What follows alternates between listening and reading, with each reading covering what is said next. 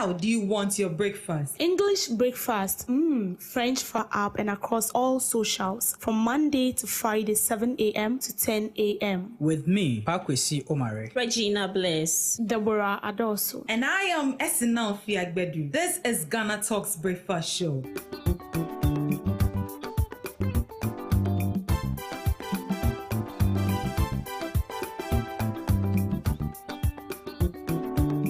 Ghana Talks Radio, UK, Abrochimemu, Era from Ghana Muha at the sound system, which is spinning machine papa, a free amana never be good among Ghana Muha.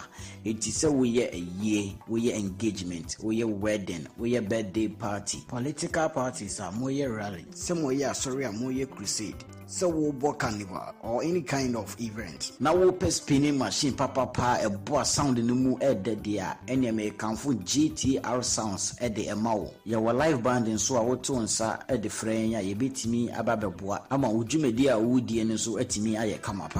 Yawa enkan pupuni mantemo anya aponchi hotel a hope pepe ena yebutu odi ane se wo be frɛ mpanifo ɛwɔ 0546960510 GTR sounds emu de angaza.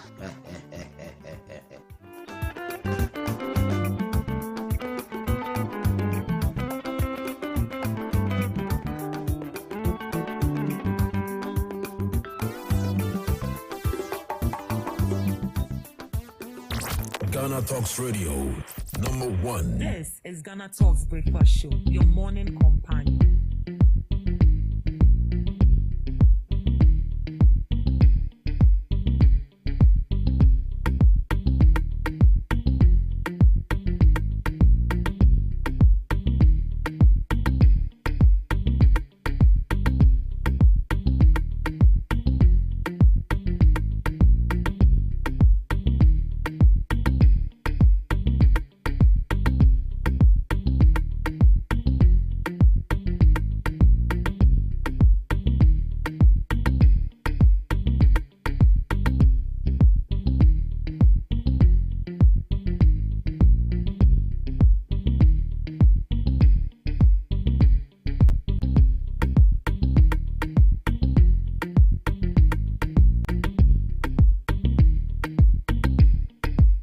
This is Ghana Talks Radio, the best station rocking the nation.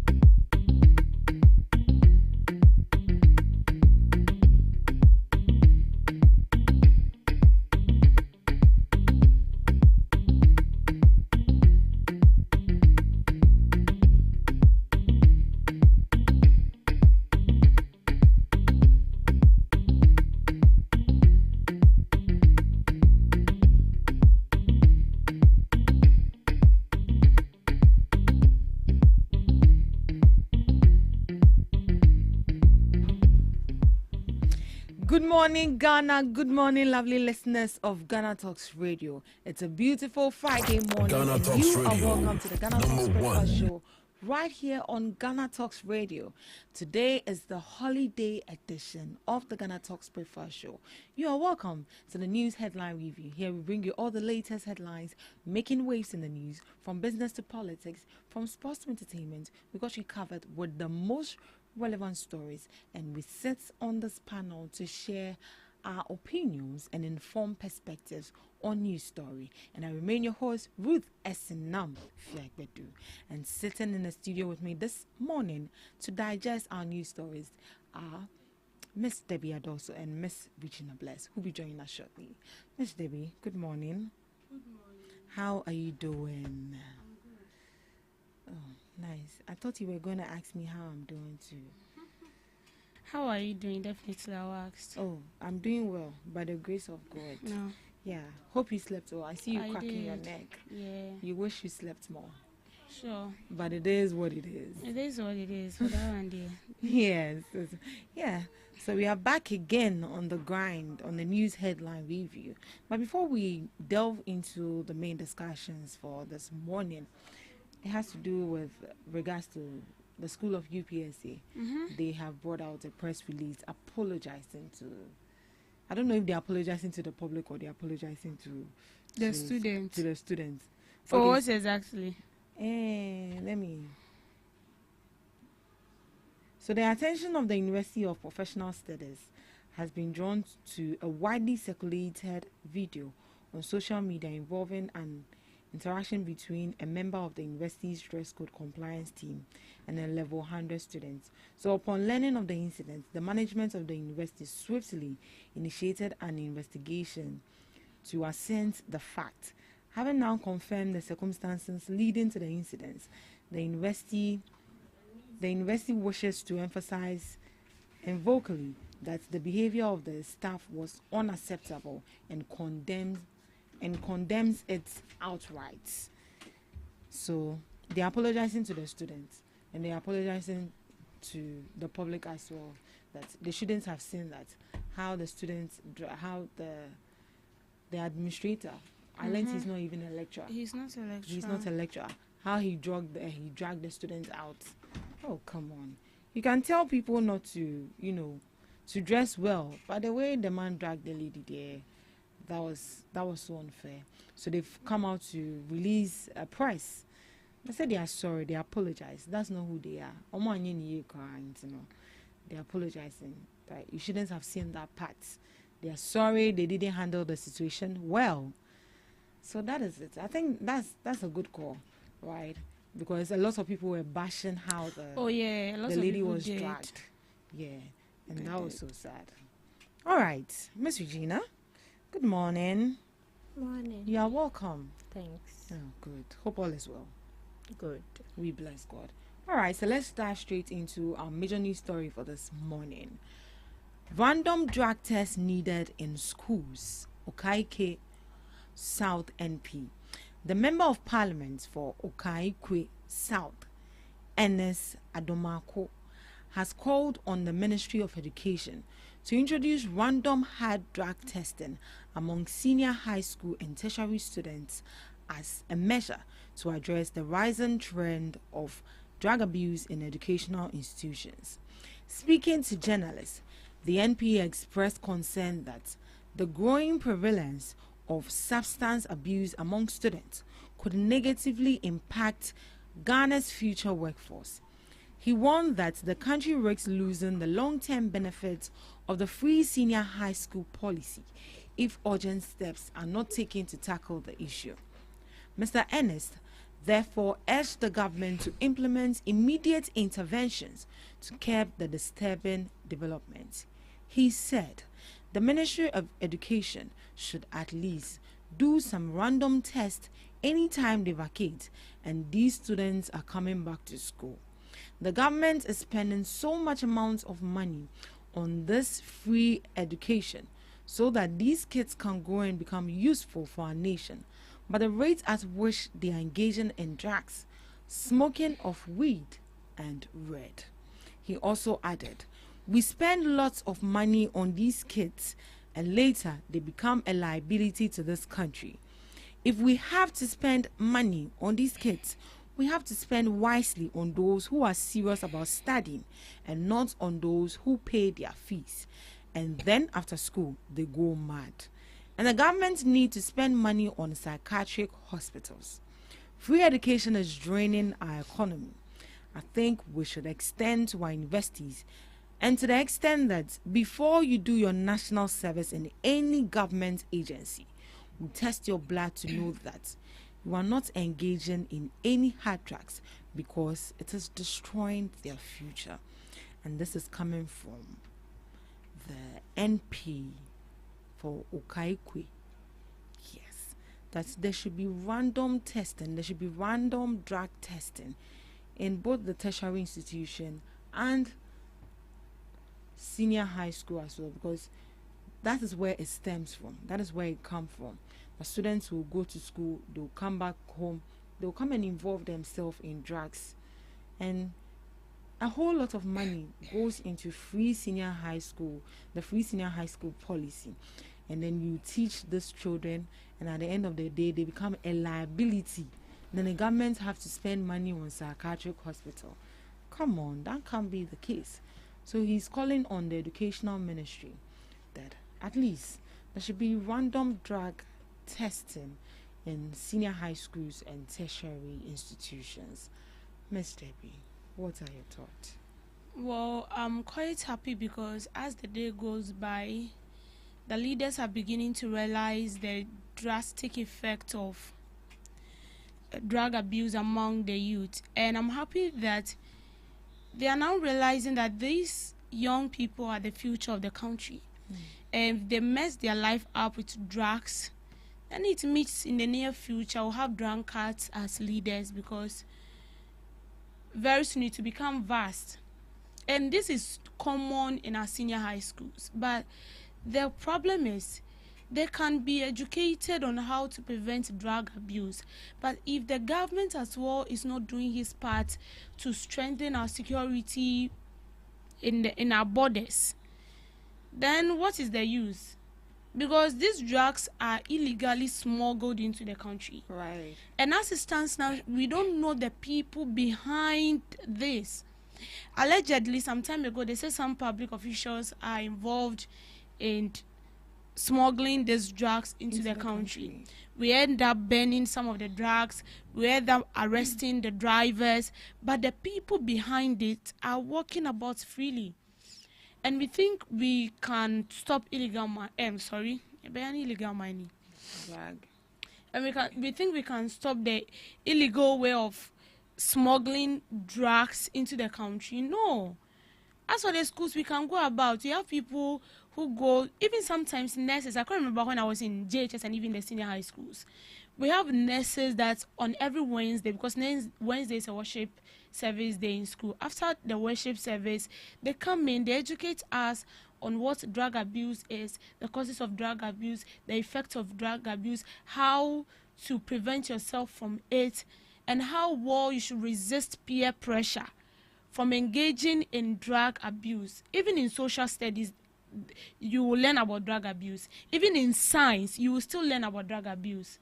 So with that one, for me, I would say the teachers are doing their part too.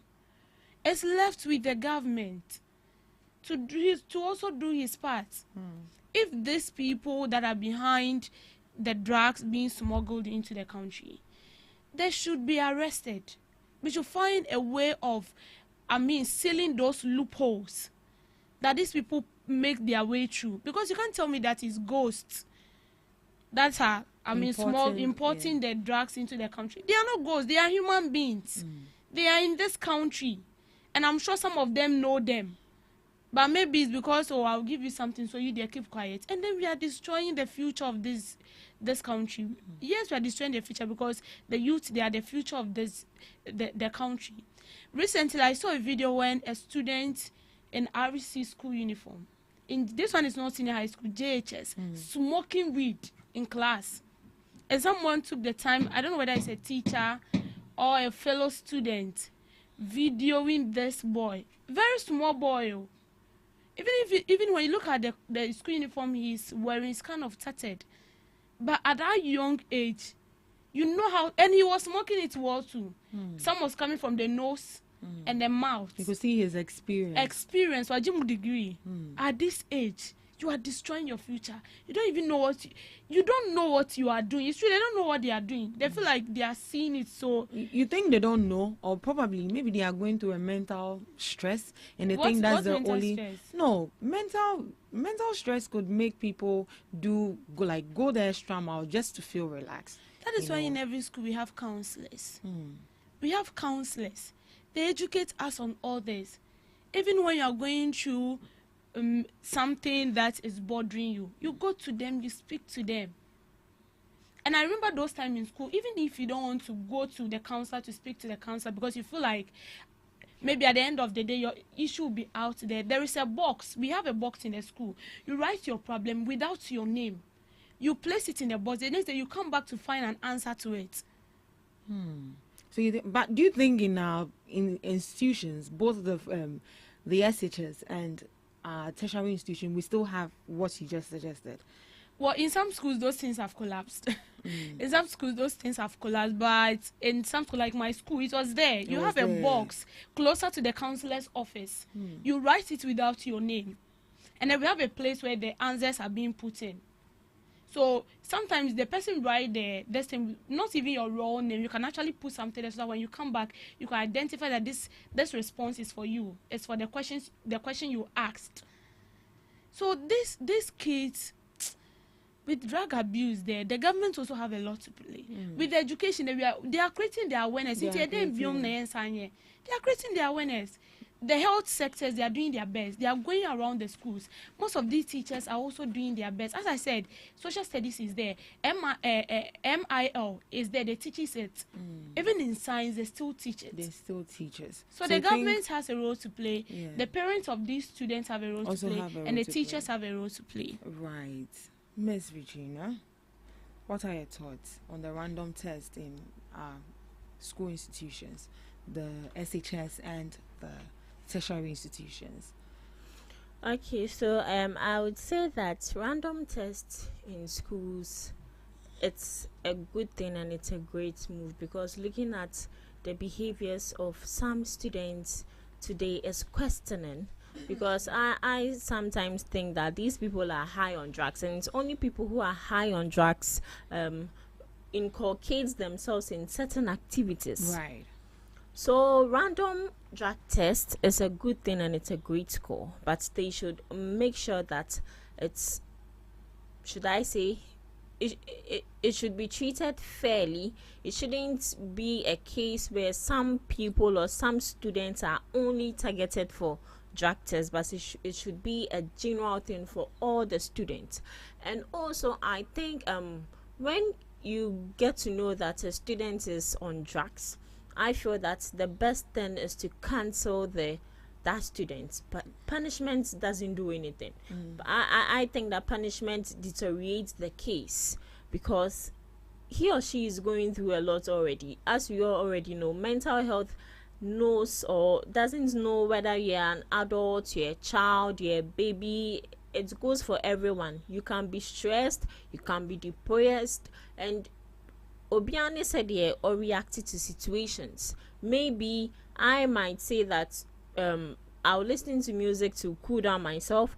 Other people will be like, oh, I have to take drugs. Other people will be like, oh, I need to inflict pain on myself, because most people do that.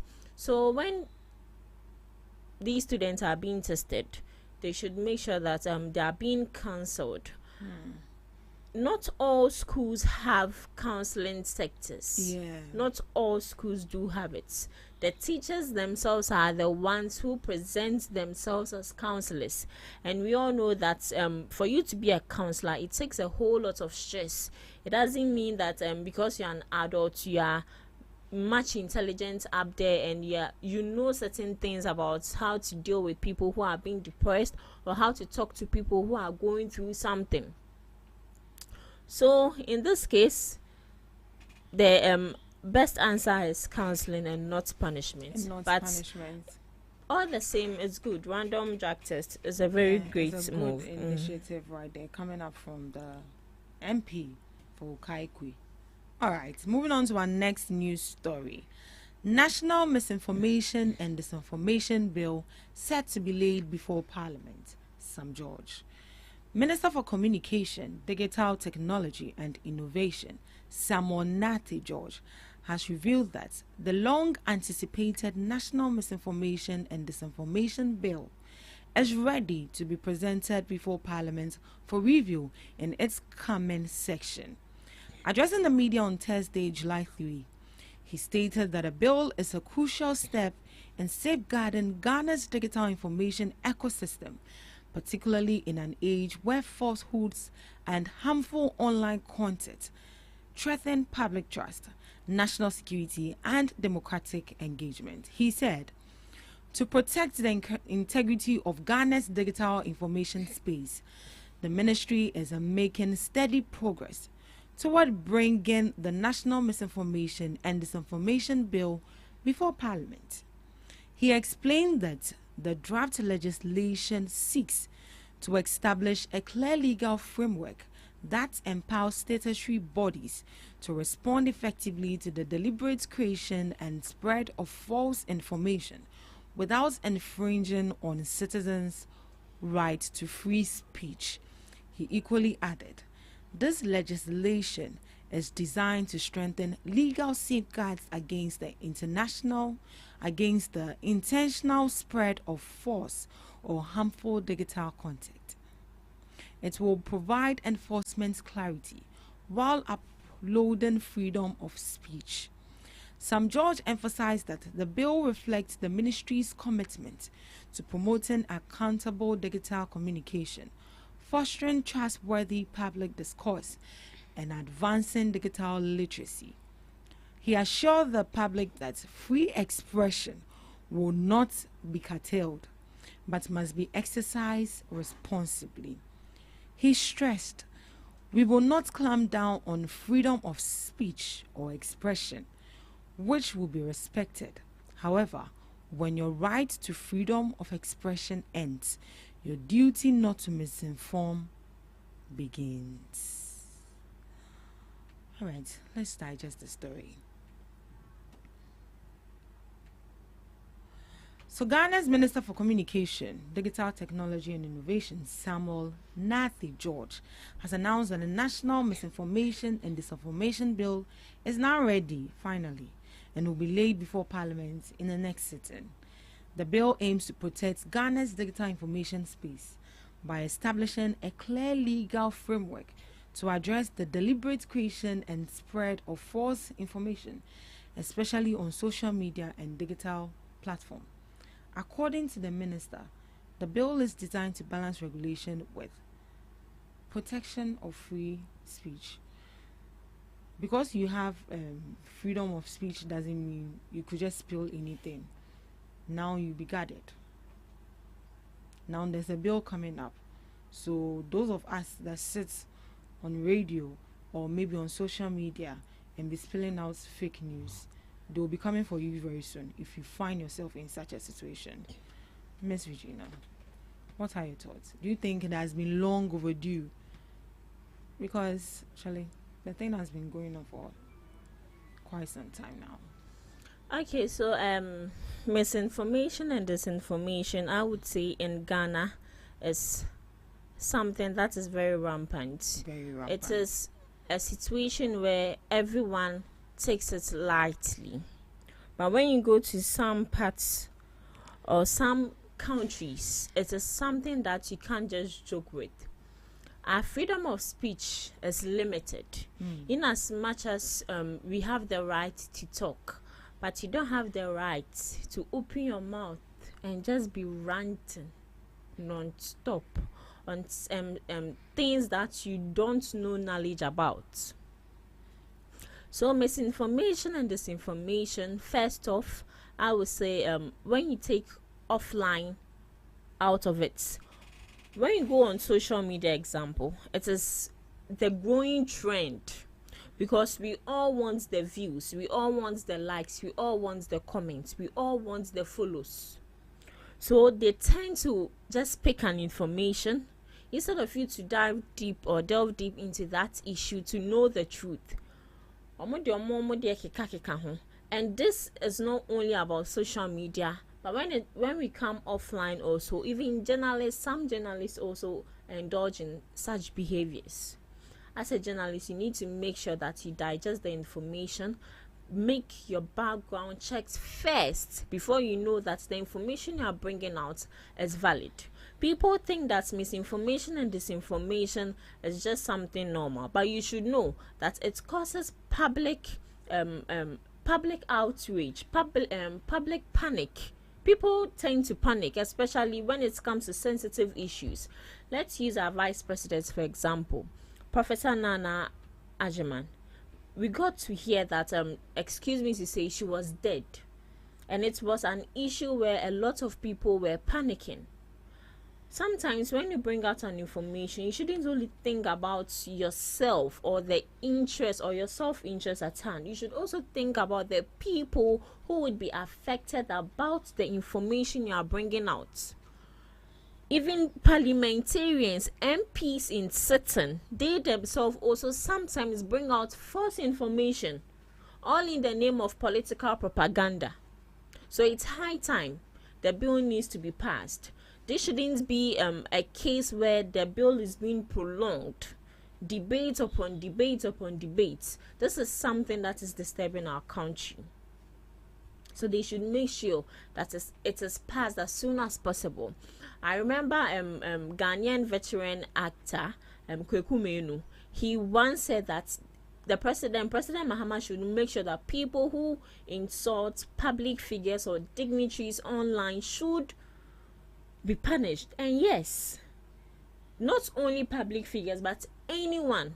As a Ghana for, if you do not have the money, you can't sue anyone, because when you need to sue someone, it takes a whole lot of stress, especially monetary issues. So they should also make it should I say fair for everyone. Everyone should have access to how is it being said? Is it to sue or something like that? So the misinformation and disinformation, yes, it's long overdue. They should make sure that it is being passed immediately. Because I believe that whatever that you say digitally or anywhere at all, it should be based on facts, but not just you saying it. And especially when it has to do with an information that you know is going to affect a large number of people. You just come out, pick your phone, and then you spill it out just like that. Right now, when you go on TikTok, imagine you have a good phone, you have a nice background, they take their phone, then they start recording. Look at that. They just say anything anyhow. Right now that the bill is going to be passed, they'll be watching them closely. Miss Debbie. Yeah, so the fact that you have the freedom to communicate and say whatever you want does not really give you the freedom, that same freedom, to violate it. And that has become something very common in Ghana of late. Because it is your phone, you have the data, you've bought it yourself. So you can sit in your room on your data and then you speak anyhow to people. You speak to public officials as if they are your mates. They are your younger siblings. You see, it's very sad. So with some judge sending a bill to Parliament for it to be passed into a law, it's a good call. This is a caution to everyone, including all the media houses. This is a caution to everyone. You're supposed to be careful with what you put out there. Social media is not a place where you go and say something and then it remains there. No. That is why it is called social media. It's a media and it's social. It's everywhere. You can cough right now and you will be surprised the number of people that will retaliate to your coughing alone. So you need to be careful, and that is what we do not understand in this country. We don't understand it at all. And that is why someone can sit on a national television and tell you that I want to use knife to choke your heart, suck your blood with tea bread, and then use my hand and take out your intestine. Like, it does not make sense. In Kalowe, Apasia, the host needs to be arrested. Everybody even in the that station room needs to be sued. They should be sanctioned. You get it? Because you cannot come and sit on a national television. That's a threat to someone's life. And then you spill out, such nonsense. You choke the heart and drink her blood with tea bread. He said it. Wow. Drink the blood with tea bread. That should be put the hand in. That should be coming from basic, those in basic school. You are grown. Yeah. You see, we are above all those things, but it's because one person did it, and then they are allowed to go freedom of speech. Freedom of speech. You're allowed to go scot-free, and so the next person can just come online and say it. And that is the same way some time ago, a lady came on social media insulting President Mahama, insulting the wife, even insulting the mother of President Mahama. Look at that. Who does that? In as much as we want something to be right, and even if the government is not doing the right thing, yes, you have the freedom. That is, as a media or a journalist, your own is to set them on the right path. You hold them accountable, but you should do it in a way that you end up offending the person. Because trust me, when you end up offending the person, you are trapping yourself. What if you get and they're asking for evidence and you have no evidence? And they will come, become watch and so. Whatever you say should be based on facts. And with that, to all journalists across all social media, we need to be very careful. If you're putting out information out there, one is it should be solid, it should be vivid, you should have evidence backing your claims. If you have evidence backing your claims, you get them, they ask you a question, you can just put the evidence there. You don't have to talk too much. The evidence will speak for you. But that is not what we see. That is not what we see. Yeah, they are practicing maybe. It's kind of funny. The bloggers. Everyone is a blogger. Everyone is a blogger. Everyone is a blogger. They can give you a headline. You go to read the main story, and then that is not it. It doesn't resonate. There is a conflict going on at my place right now, and one student has been shot. They were writing mock, and a student has been shot dead. What? And then the picture they brought out is not the person who is dead. The person who is dead picture has not been brought out, but the person's picture, the student's picture they are circulating is alive. I saw a video where the students came out saying, I'm alive or I'm not dead. The picture you're putting out there is not the person who is dead. But still, that picture is still circulating. This is misinformation. You are instilling fear into that student already. What is that?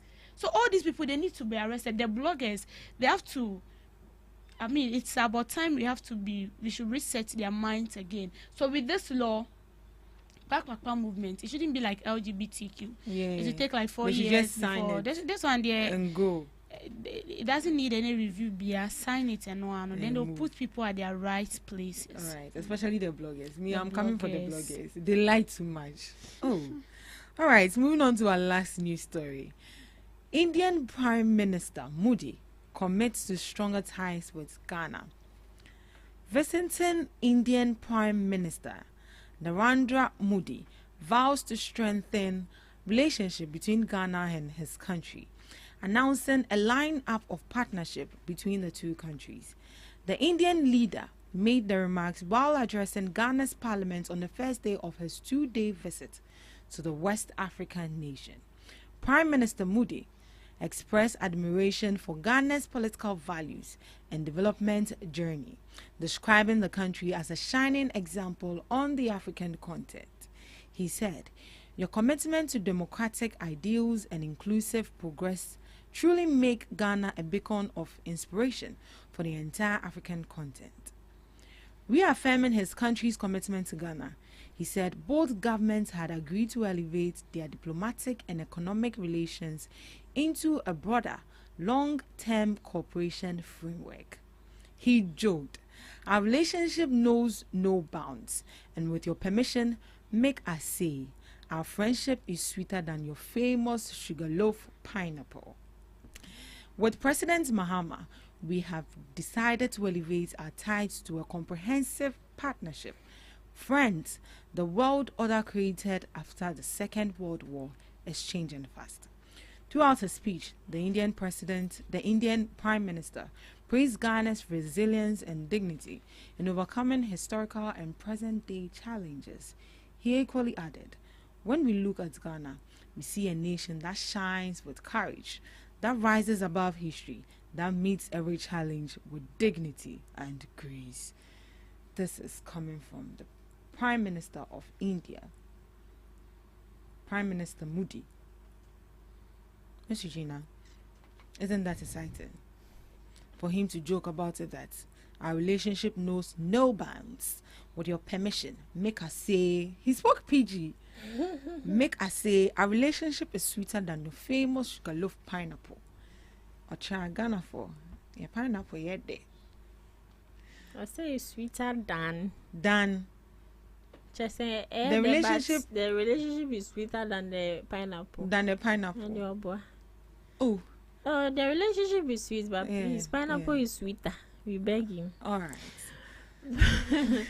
I think yesterday I saw it was yesterday that he went into parliament. Yeah, he I saw went. that some MPs were also dressed Indian. India And I think that was a type. good one. Yeah. It was beautiful. I Yeah, saw it that, I was. was like, oh wow, that's nice. So nice. And the way So they can one be of the nice Labour like that. parliaments They can was be doing nice. has The been minorities in can be India. nice like So that. the Speaker of Parliament was like, it's like you want to go to India. It was very nice. So with this relationship, I always say that for a country to be developed, in as much as you don't need to be dependent on other countries, for a country to be developed, I would say that relationship matters. And relationship we talk about is not only based on how should I put it, country, but you should know that even as a human being, in as much as God is your provider, but as a human being, you even need a man to help you in certain aspects of your life. Right. So when you have someone in your life, you need to know how to develop that relationship into something greater. So this is the same thing. Ghana developing a relationship or creating a bond with India is a very good thing, trust me. And first off, when we collaborate or when we come together with these people, more jobs will be in our systems, more jobs. And also I may say they will be introducing is it a technology satellite or something of that sort. Yeah. And stronger security, healthcare support, cultural exchange, more trade and jobs, better technology and all that. So it's a good thing.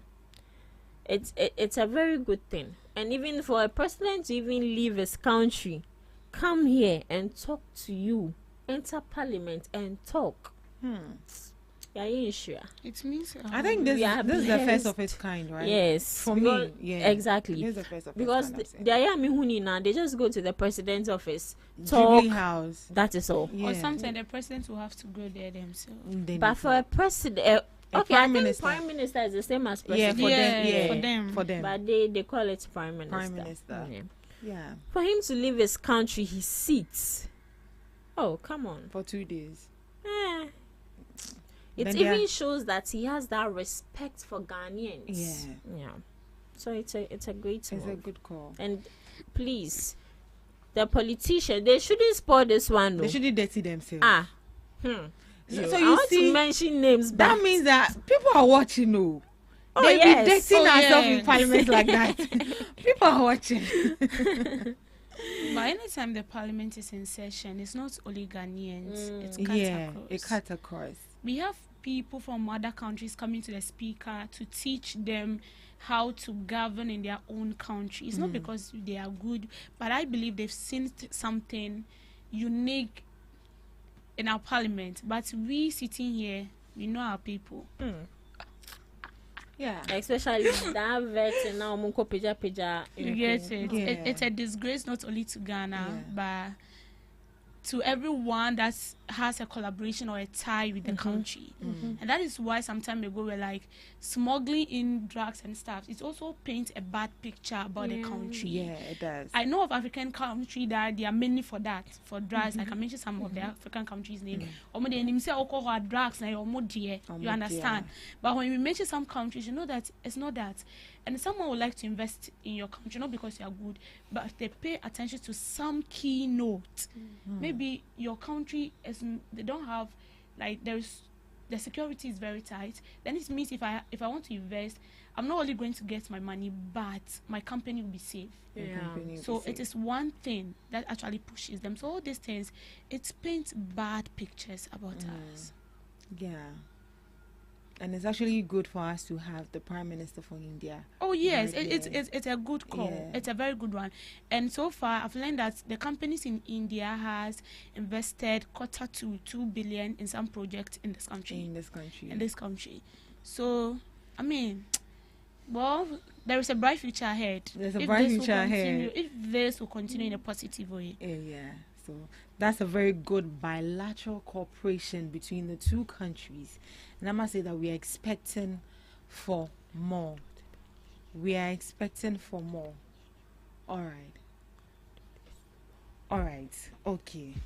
So this is where we draw the curtains for the news headline review. Today is a special holiday edition, and right after this, we'll be coming up with Today in History with Miss Regina Blaise.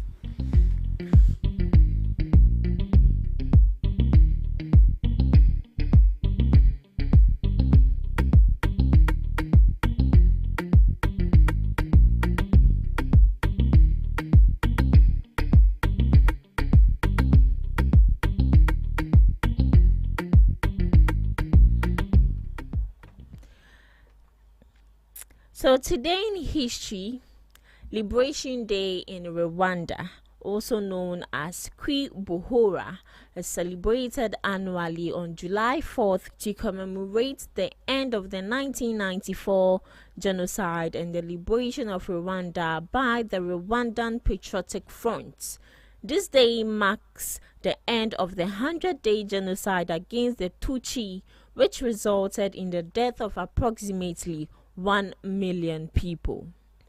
The South African Johannesburg miners' strike, also known as Black Friday, it occurred 1913 in Johannesburg, South Africa.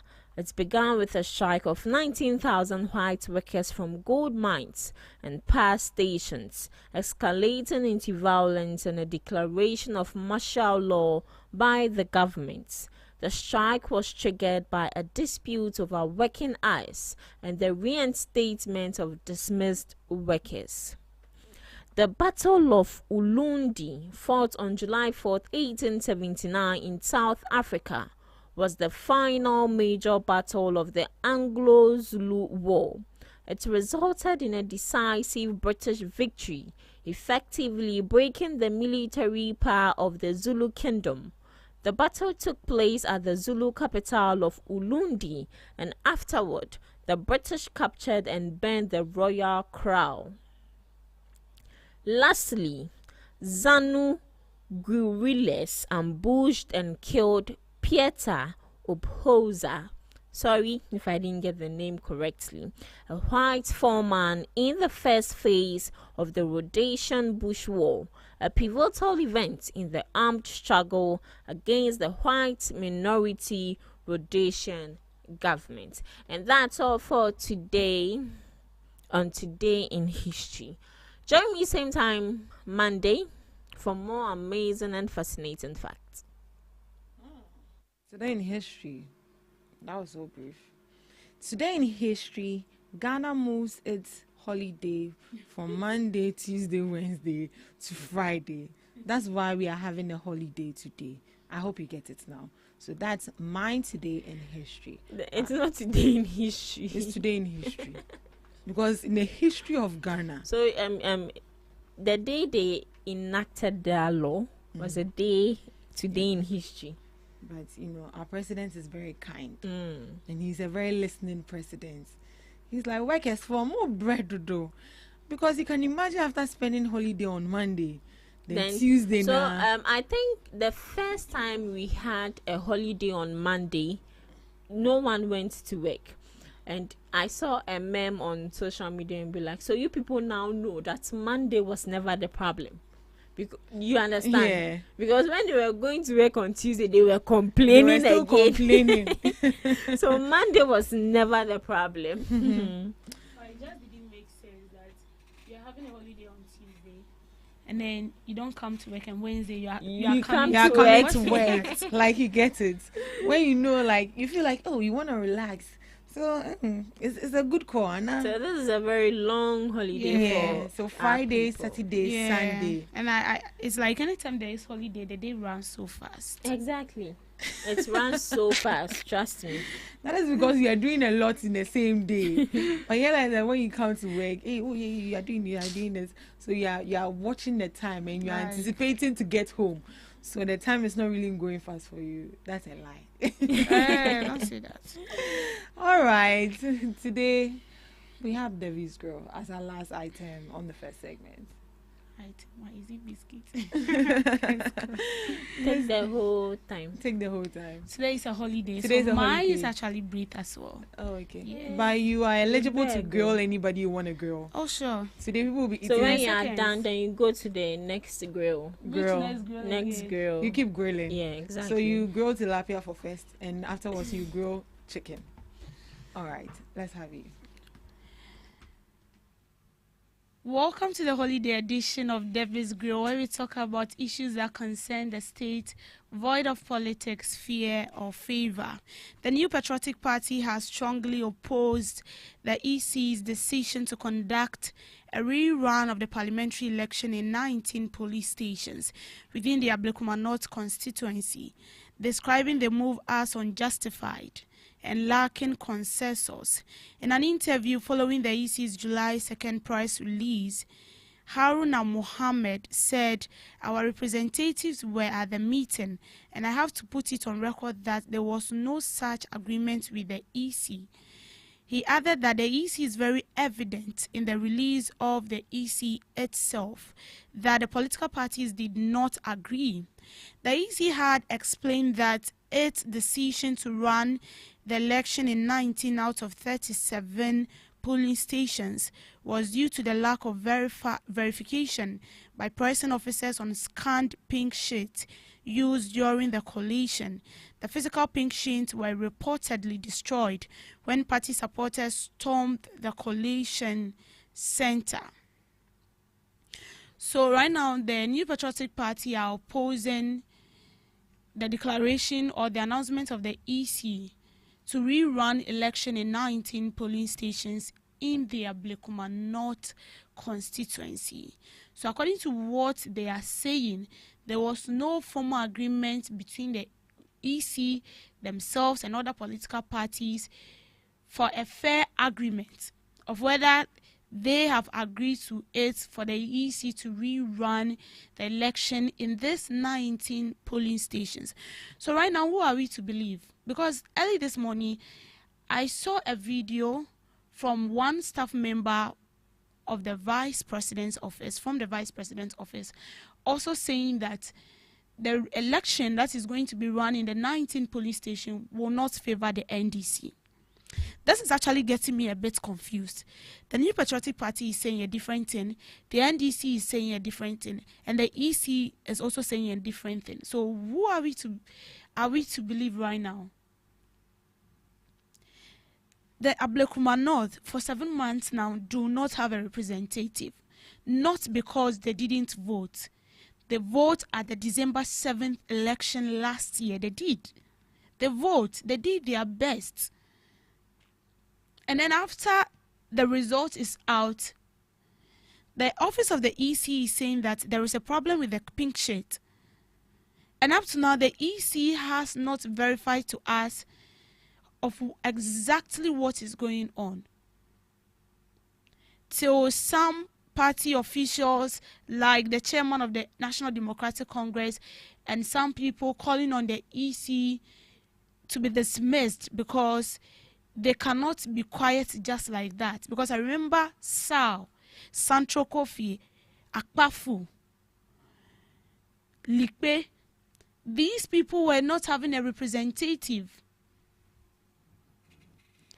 Not as if they also didn't vote, but they were lacking representative, someone who represents them in their area. And these, I think some time ago, some officials talk about this same issue. And looks as if similar thing is happening in the Ablekuma North constituency. The EC have been quiet. Yesterday we went outspoken with some citizens. Some of them has expressed their displeasure. And they spoke about how they've lost trust in the EC. As an EC, even if there is something going on, you should let the people know this is what is going on. This is why for so far we've been quiet. Although we said that there is challenges with the pink sheet, but this, aside that, these are some of the challenges we are facing. So maybe keep calm. We are working towards that. Nothing. And all of a sudden you are running a re-election in 19 police stations from the total 37. And now the New Patriotic Party are rejecting the call. They are saying that there was no agreement. The NDC is also saying that with the 19, they requested that the 37 police station in the Blekuma North constituency should be rerun. They should all vote again. But the EC is saying only 19 police stations in the constituency. And now the NDC are saying that it's not going to favor them. Now the question is, how is it not going to favor you? These are the people that are going to vote. It is the people that are going to vote. And they know who they will vote for. Whether they are going to vote for Free, whether they are going to vote for Abena, that one, it's up to them. When they get there, they will decide. But all this boils down to one thing. Is the EC truly incompetent? Because as an EC, your tax is a whole lot.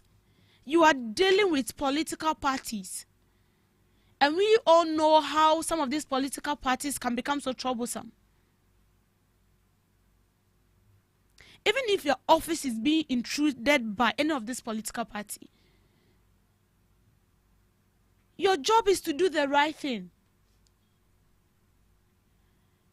Now, most of the citizens are saying that this coming election is not going to be transparent. It's not going to be, it won't be fair because they know who won.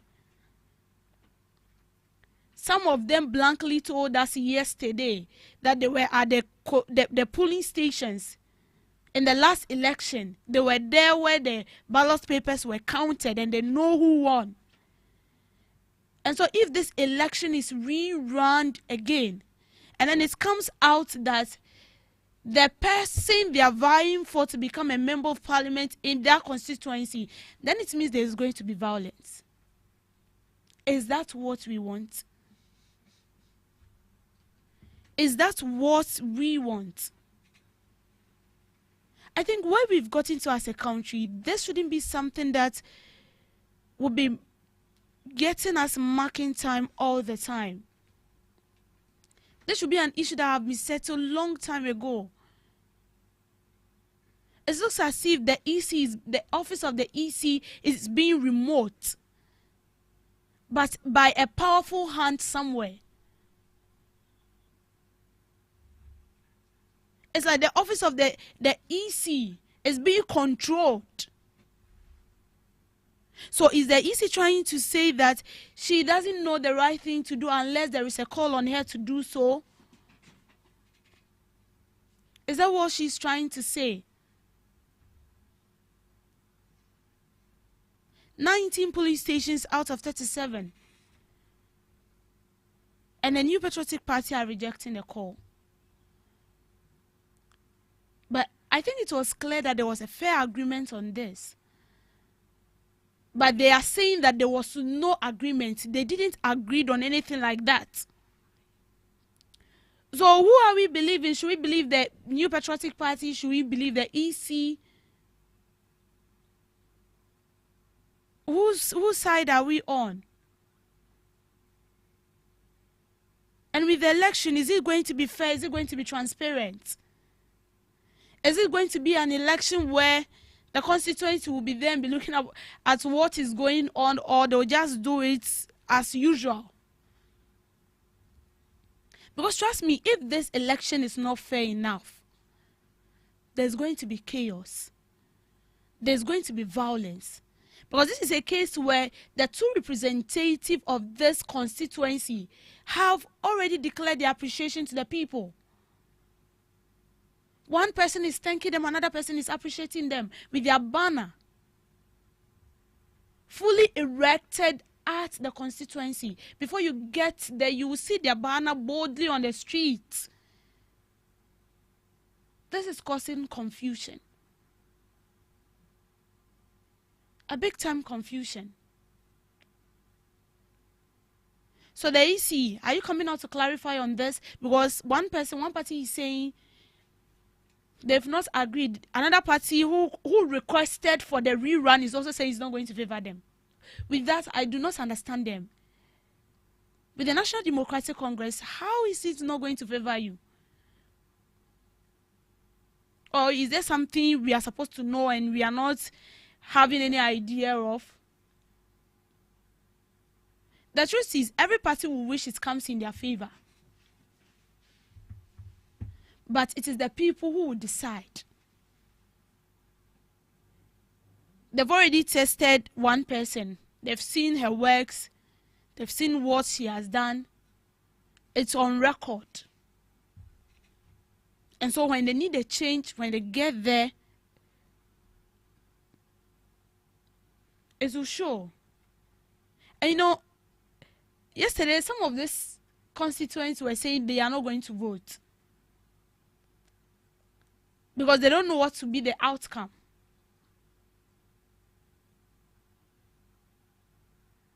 And we have our 50% telling us that they are not going to vote. They are not going to the police station because they know who won the election and the EC should declare the results.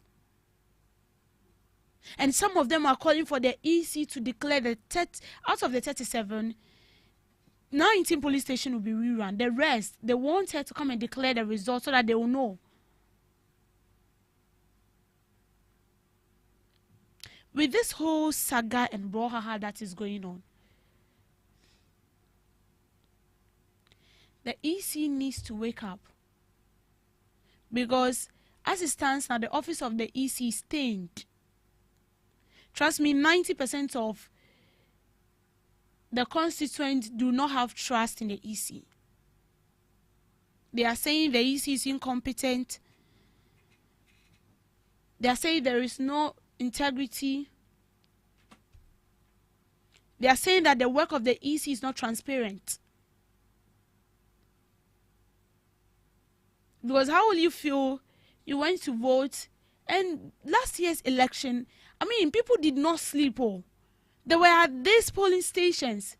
They were there whilst the counting was going on. Because they know who they voted for and they know who is going to win. So even before the EC declared the result, they know who is winning. So then will the EC say that they are lying?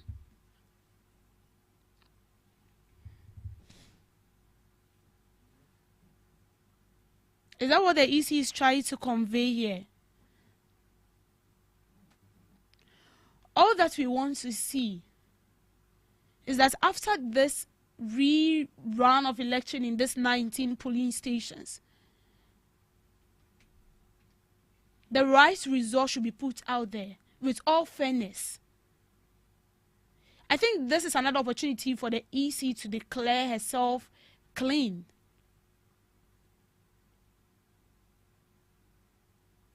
If it is 2,000 people or 200 people went to vote, and out of the 200, 105 vote for one person, and then the other person got the other votes, it should just be like that. There shouldn't be an instance where there will be chaos because they feel like they've manipulated the vote in favor of a party. And that is what we are hoping for. Because if that should happen again, then it means the call for the EC to be sacked. We have no option, but she has to be sacked. Even after this voting, if it will be possible, she has to be sacked. Because her works is not painting a good picture out there. And it's not only affecting a constituency, but it's affecting the whole country. The law states that the election has to go on in all the constituencies. And all the constituencies in this country must have a representative. So if a constituency is lacking a representative, then it's going to go against the country and not only Ablekuma North. So the right thing should be done. Thank you for making time with me on Debbie's Grill.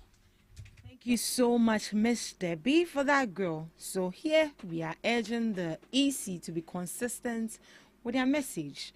The NPP is saying otherwise. The NDC is also saying otherwise. At the end of it all, we are just hoping for a peaceful rerun of election.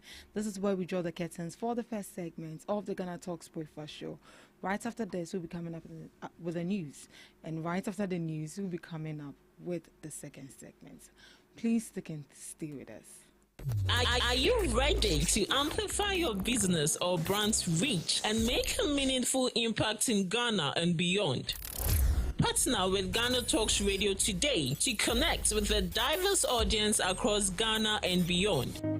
Elevate your brand through on-air promotions and social media. Boost your brand during prime time. With Ghana Talks Radio, you can extend your reach across digital platforms. Ghana Talks Radio is not just a station, it is a community hub where your brand becomes part of the conversation. Join us in fostering connections, celebrating culture, and making a lasting impression. For customized sponsorship packages and enquiries, email contact@GhanaTalksRadio.com or call +233 202 544614. Ghana Talks Radio, giving the youth a voice. We bring you local news, business news, international, sports, and entertainment news. Right here on GTR.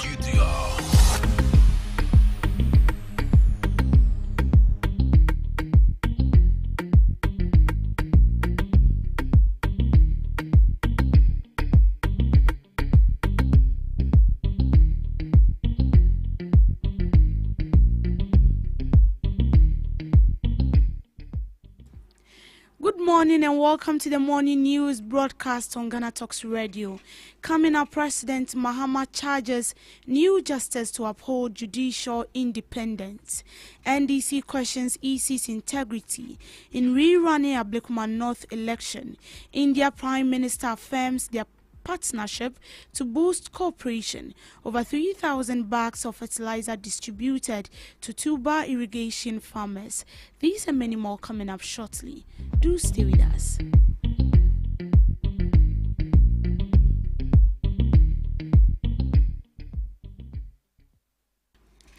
President John Dramani Mahama has sworn in 7 new Supreme Court justices, highlighting the significance of protecting the judiciary from external influence. According to him, the judges should be guided by constitutional principles and impartial justice. President Mahama stressed the role of the judiciary and Ghana's ongoing agenda for national renewal and institutional reforms. Ladies and gentlemen, history teaches us that where the judiciary is strong, society is stable. Where the judiciary is impartial, citizens feel secure. And where the judiciary is respected, democracy flourishes. We must protect our courts from political interference, economic manipulation, and public intimidation. An independent judiciary is not a threat to government, it is a partner in nation building. We need justices who are not swayed by popularity or pressure, but are anchored in the Constitution and driven by a genuine desire to uphold justice without fear or favor.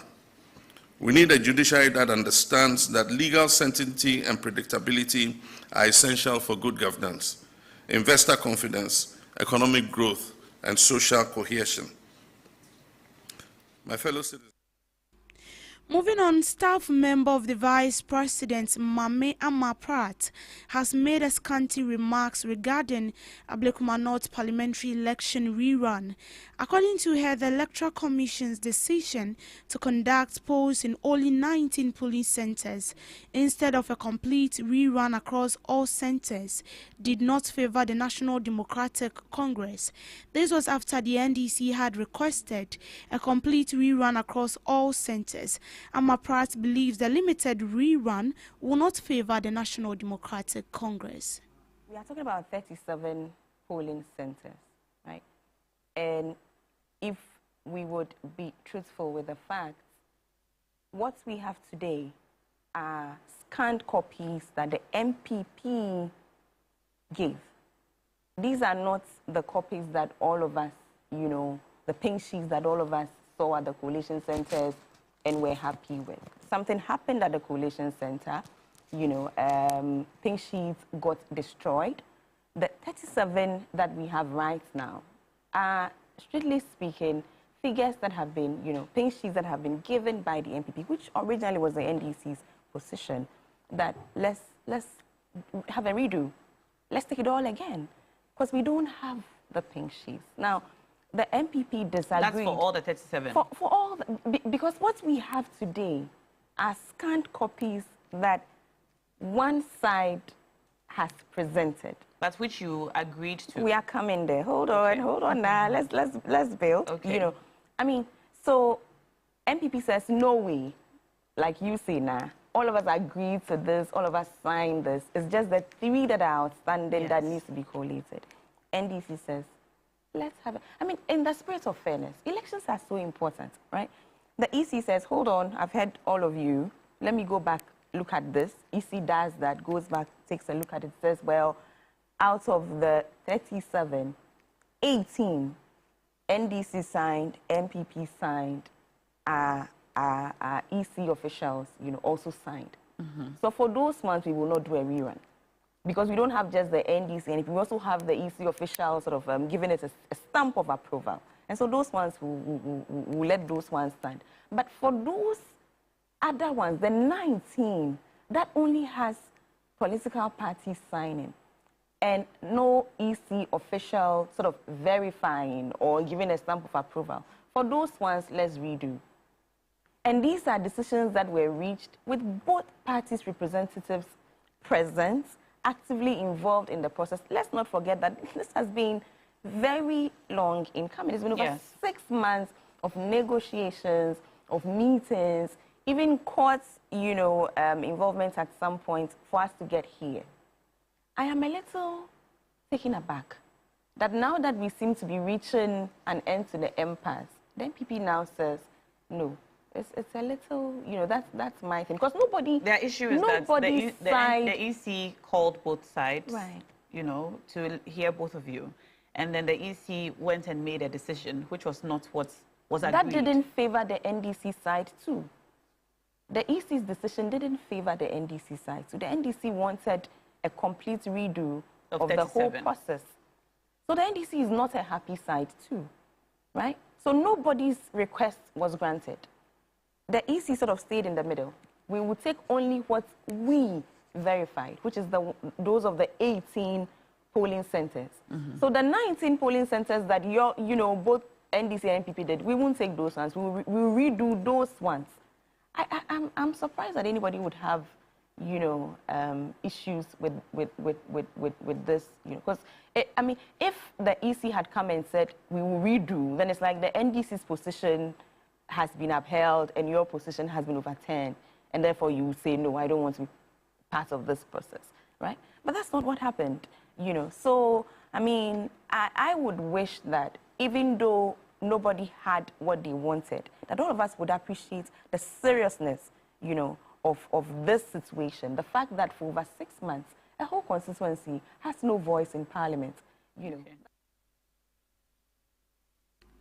Indian Prime Minister Narendra Modi and Ghanaian President John Dramani Mahama have elevated a bilateral relationship to a comprehensive partnership.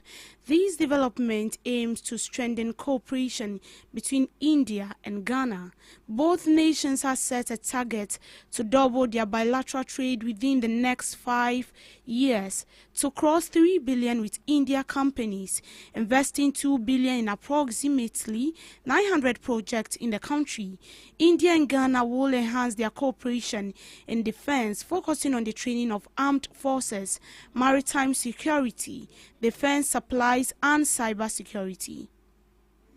Our friendship is sweeter than your famous sugar loaf pineapple.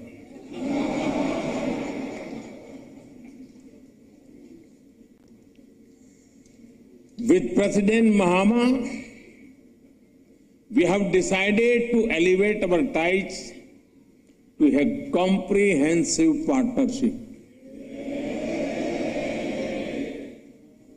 Friends, The world order created after the Second World War is changing fast. The government's Feed Ghana program has provided a significant support to farmers at the tuber irrigation scheme, supplying over 3,000 bags of fertilizer to boost agricultural productivity. This initiative aims to enhance food security and improve the livelihoods of farmers in the enclave. The fertilizer support is expected to improve crop yields and their income production. This was after the government noticed farmers at Tuba struggle with the impact of climate change.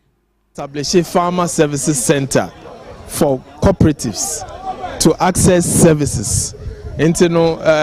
Say about mubedua, fertilizer mubegu chemical mubegu spray.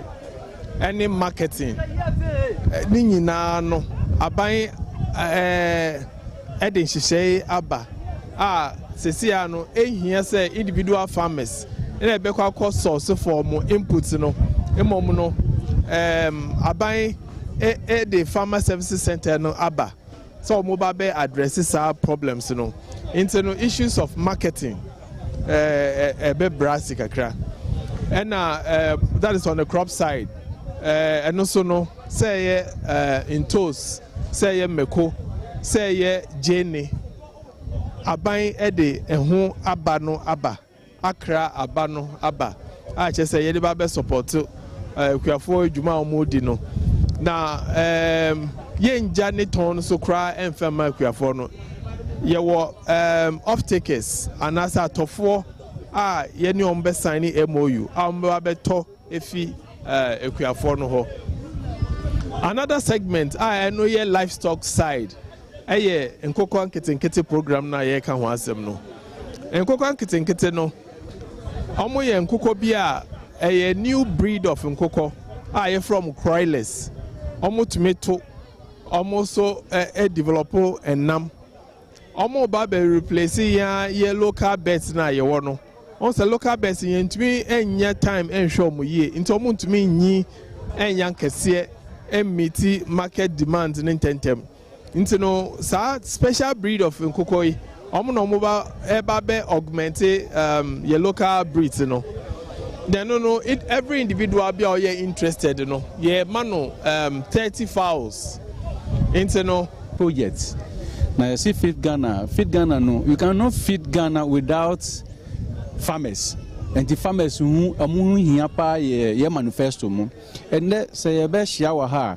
ma be hia mu say de ye de ye okwa eye yie no they say fertilizer no ya ma omu 3,000 plus fertilizers so ye de be ma ye be cha amom and obia o ha bia benya bi to farmers who really thank them ye be da o masepa because this is the first time I use fertilizer me menya 20 bags of fertilizer. The economic community of West Africa states is facing challenges in implementing its proposed unified currency. Former Nigeria president has expressed disappointment over the inability to launch the ECOWAS, citing how member countries fail to meet key convergence criteria. According to him, rising inflation and global economic disruptions have delayed the launch of eco currency. He stressed that implementing a common currency is seen as crucial for West Africa economic transformation and prosperity. The areas of social and economic integration, the ECOWAS passport and protocol on free movement enable citizens of member states to travel, reside, and establish businesses within the region without visas. Policies like the ECOWAS Trade Liberalization Scheme, ETLF, aimed to promote duty-free trade among member states, fostering economic integration. Maybe at this point, I should mention a failure for which I will partly take responsibility. We agreed to common currency, ECHO, and we left it entirely in the hands of experts. And they gave us, I think, 4 or 5 convergences. I might will remember. And what happened? When Nigeria met 3 of these convergences, Ghana will meet 2. When Ghana met 3, Nigeria will meet 2. And so we never converged. And that was a mistake. When I became elected president, we had enough money at the stage, over $50 billion in our reserve, and over $25 billion in what we call excess crude. We could have taken those that were ready, and we had enough foreign exchange to back it. Maybe we should have at that time taken 2 francophone and 2 anglophone countries, and we will have got there as far. In business, the reconstituted Financial Stability Council, which is made of regulators of the financial sector, have held its maiden meeting with a focus on stabilizing the economy and the financial sector. The council, which is chaired by the governor of the Bank of Ghana, Dr. Johnson Asiama, looked at the initiatives aimed at addressing legacy issues within the financial sector. According to a statement issued by the council, other members included the Director General of the Securities and Exchange Commission, Dr. James Avechi Kluche, the Commissioner of the National Insurance Commission, Dr. Abiba Zakaria. The council reaffirmed its commitment to safeguarding Ghana's financial system through enhanced collaboration among member institutions. It also emphasized the significance of proactive oversight and coordinated action to ensure a stable, inclusive and robust financial sector. The council chair emphasized the importance of fostering a sound, stable and innovative financial sector that supports the real sector of the economy in promoting sustainable economic growth. The reconstituted council comprises Ms. Matilda Santi Esiedu, Deputy Governor of the Bank of Ghana, Honorable Thomas Nyako Apim, Deputy Minister of Finance, Dr. Abiba Zakaria, Acting Commissioner of the National Insurance Commission, Dr. James Kluche Aveji, Acting Director General of Securities and Exchange Commission, Mr. Christopher Boedi Mensah, Chief Executive Officer of the National Pensions Regulatory Authority, and Mr. Galahad Alex Andor, Acting Chief Executive Officer of Ghana Posit Protection Corporation. And that's how we end it on the morning news in brief on Ghana Talks Radio. Do well to log on to all social media platforms at GhanaTalksRadio.com. I will be back with subsequent news bulletin later in the afternoon. Do have a good morning.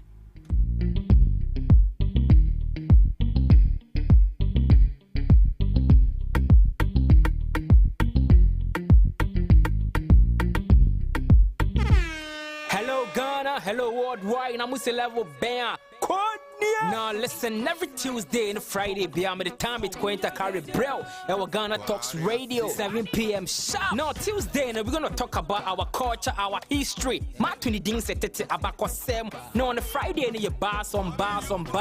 You better rap, you better say no artists go join me in the studio. We're gonna discuss about music and business. Konya, or you singer, and now you rapper, you think say you get bars. You go be spit fire now. Listen, make you join me with studios.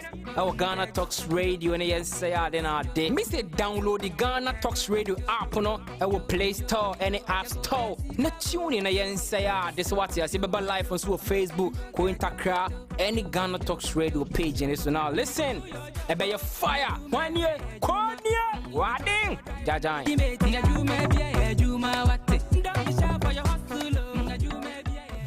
Are you ready to amplify your business or brand's reach and make a meaningful impact in Ghana and beyond? Partner with Ghana Talks Radio today to connect with a diverse audience across Ghana and beyond. Elevate your brand through on-air promotions and social media. Boost your brand during prime time. With Ghana Talks Radio, you can extend your reach across digital platforms. Ghana Talks Radio is not just a station, it is a community hub where your brand becomes part of the conversation. Join us in fostering connections, celebrating culture, and making a lasting impression. For customized sponsorship packages and enquiries, email contact@GhanaTalksRadio.com or call +233 202 544614. Ghana Talks Radio, giving the youth a voice.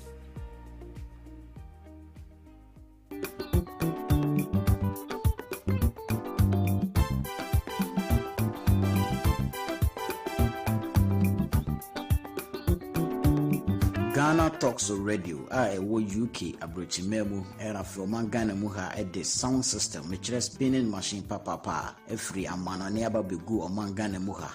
It is a we a year, we engagement, we wedding, we birthday party. Political parties are more rally, some way sorry are more crusade. So we'll book carnival or any kind of event. Now we'll pay spinning machine papa a boa sound in the moon at the dia any may come for GTR sounds at the amao. Your live band in so our tones at the frame ya bit me abababua ama ujume dia woody and so at me I come up.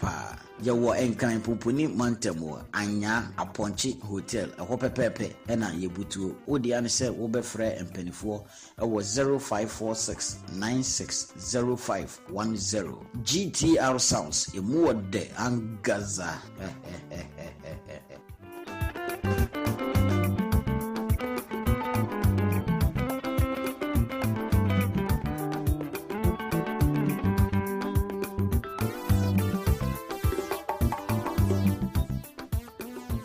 What do you want for breakfast? How do you want your breakfast? English breakfast. French fries. Koko Nikosi, alo komi kesheto. Wache. Well, Gobe is the real deal. Join us on Ghana Talks Radio. Let's serve you a buffet of breakfast. From news headlines review, current affairs to social issues, entertainment, sports, and all the trending stories live on our mobile app and across all socials from Monday to Friday 7 a.m. to 10 a.m. With me, Pakwesi Omare, Regina Bless, Deborah Adoso, and I am Esinal Fiagbedu. This is Ghana Talks Breakfast Show. Hello Ghana, hello worldwide. I'm level bang. Now listen, every Tuesday and Friday, beyond the time it's going to carry bro. Our Ghana Talks Radio, 7 p.m. sharp. Now Tuesday, we're gonna talk about our culture, our history. Matuni ding se tete abako sem. Now on the Friday, you bars on bars. You better rap, you better say it. No artists go join me in the studio. We're gonna discuss about music and business. Konya, or you singer, and now you rapper, you think say you get bars. You go be spit fire. Now listen, make you join me with studio. Our Ghana Talks Radio, and yes, say then our day. Me say download the Ghana Talks Radio app, no, our Play Store, any App Store. Na tune in, and yes, say this what you see, Baba Life on Facebook, Cointakra, any Ghana Talks Radio page, and so now listen. I bet you fire. 1 year, Konya, Wading, Jajan.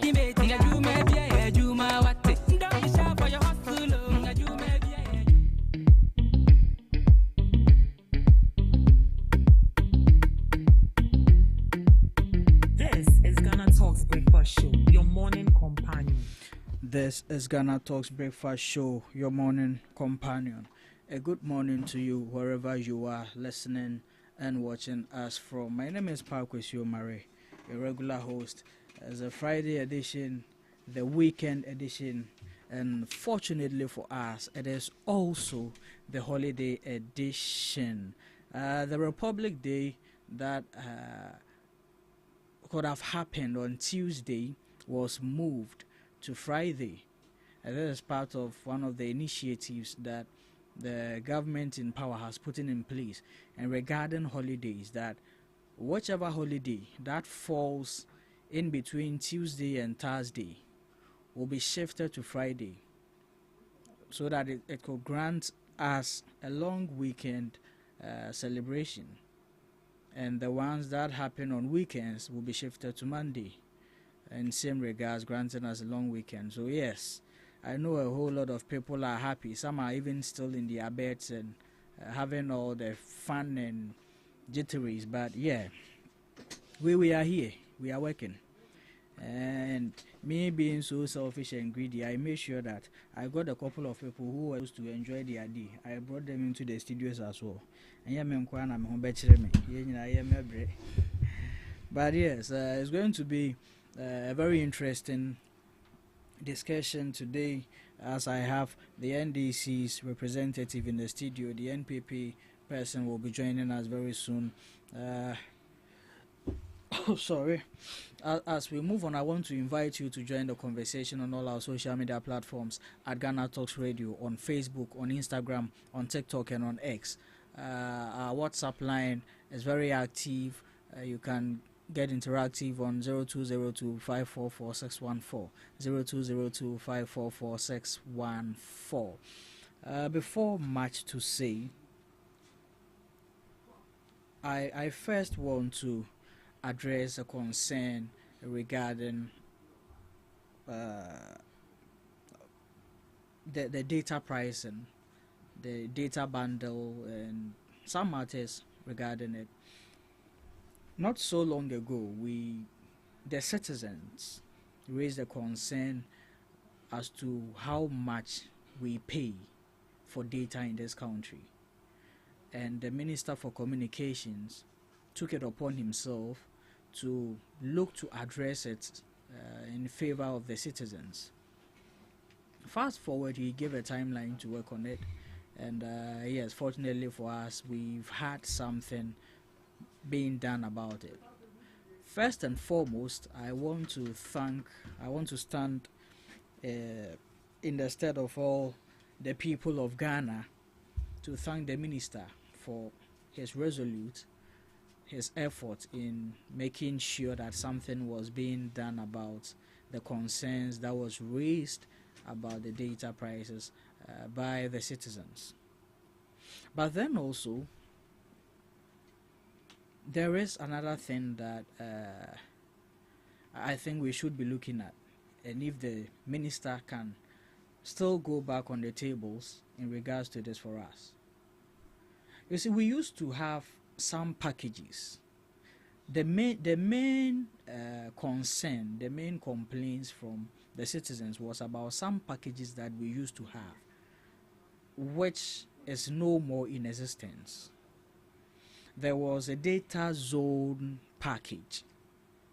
There was a star 141 package that you could get about some 4.5 gigabytes or 5 gigabytes for just about 4 cedis 50 pesos as well. These were the much affordable packages that the average Ghanaian, especially the youth, who are being riddled with unemployment and even most of them being in school for their school projects here and there, this was some of the things that they could easily afford. But what we've rather seen is that the 399 package, that is what something has been done about. And honestly speaking, Mr. Minister, we as citizens, much of us can't really afford that particular package.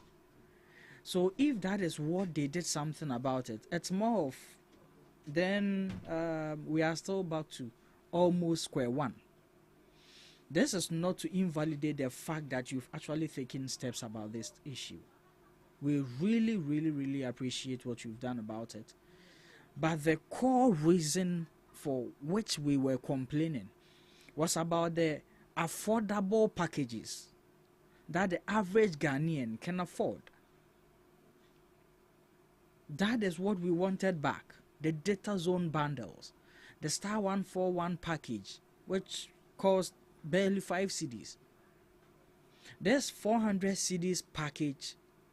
If you think 100 people, not up to 10, are able to subscribe to that, averagely in Ghana here.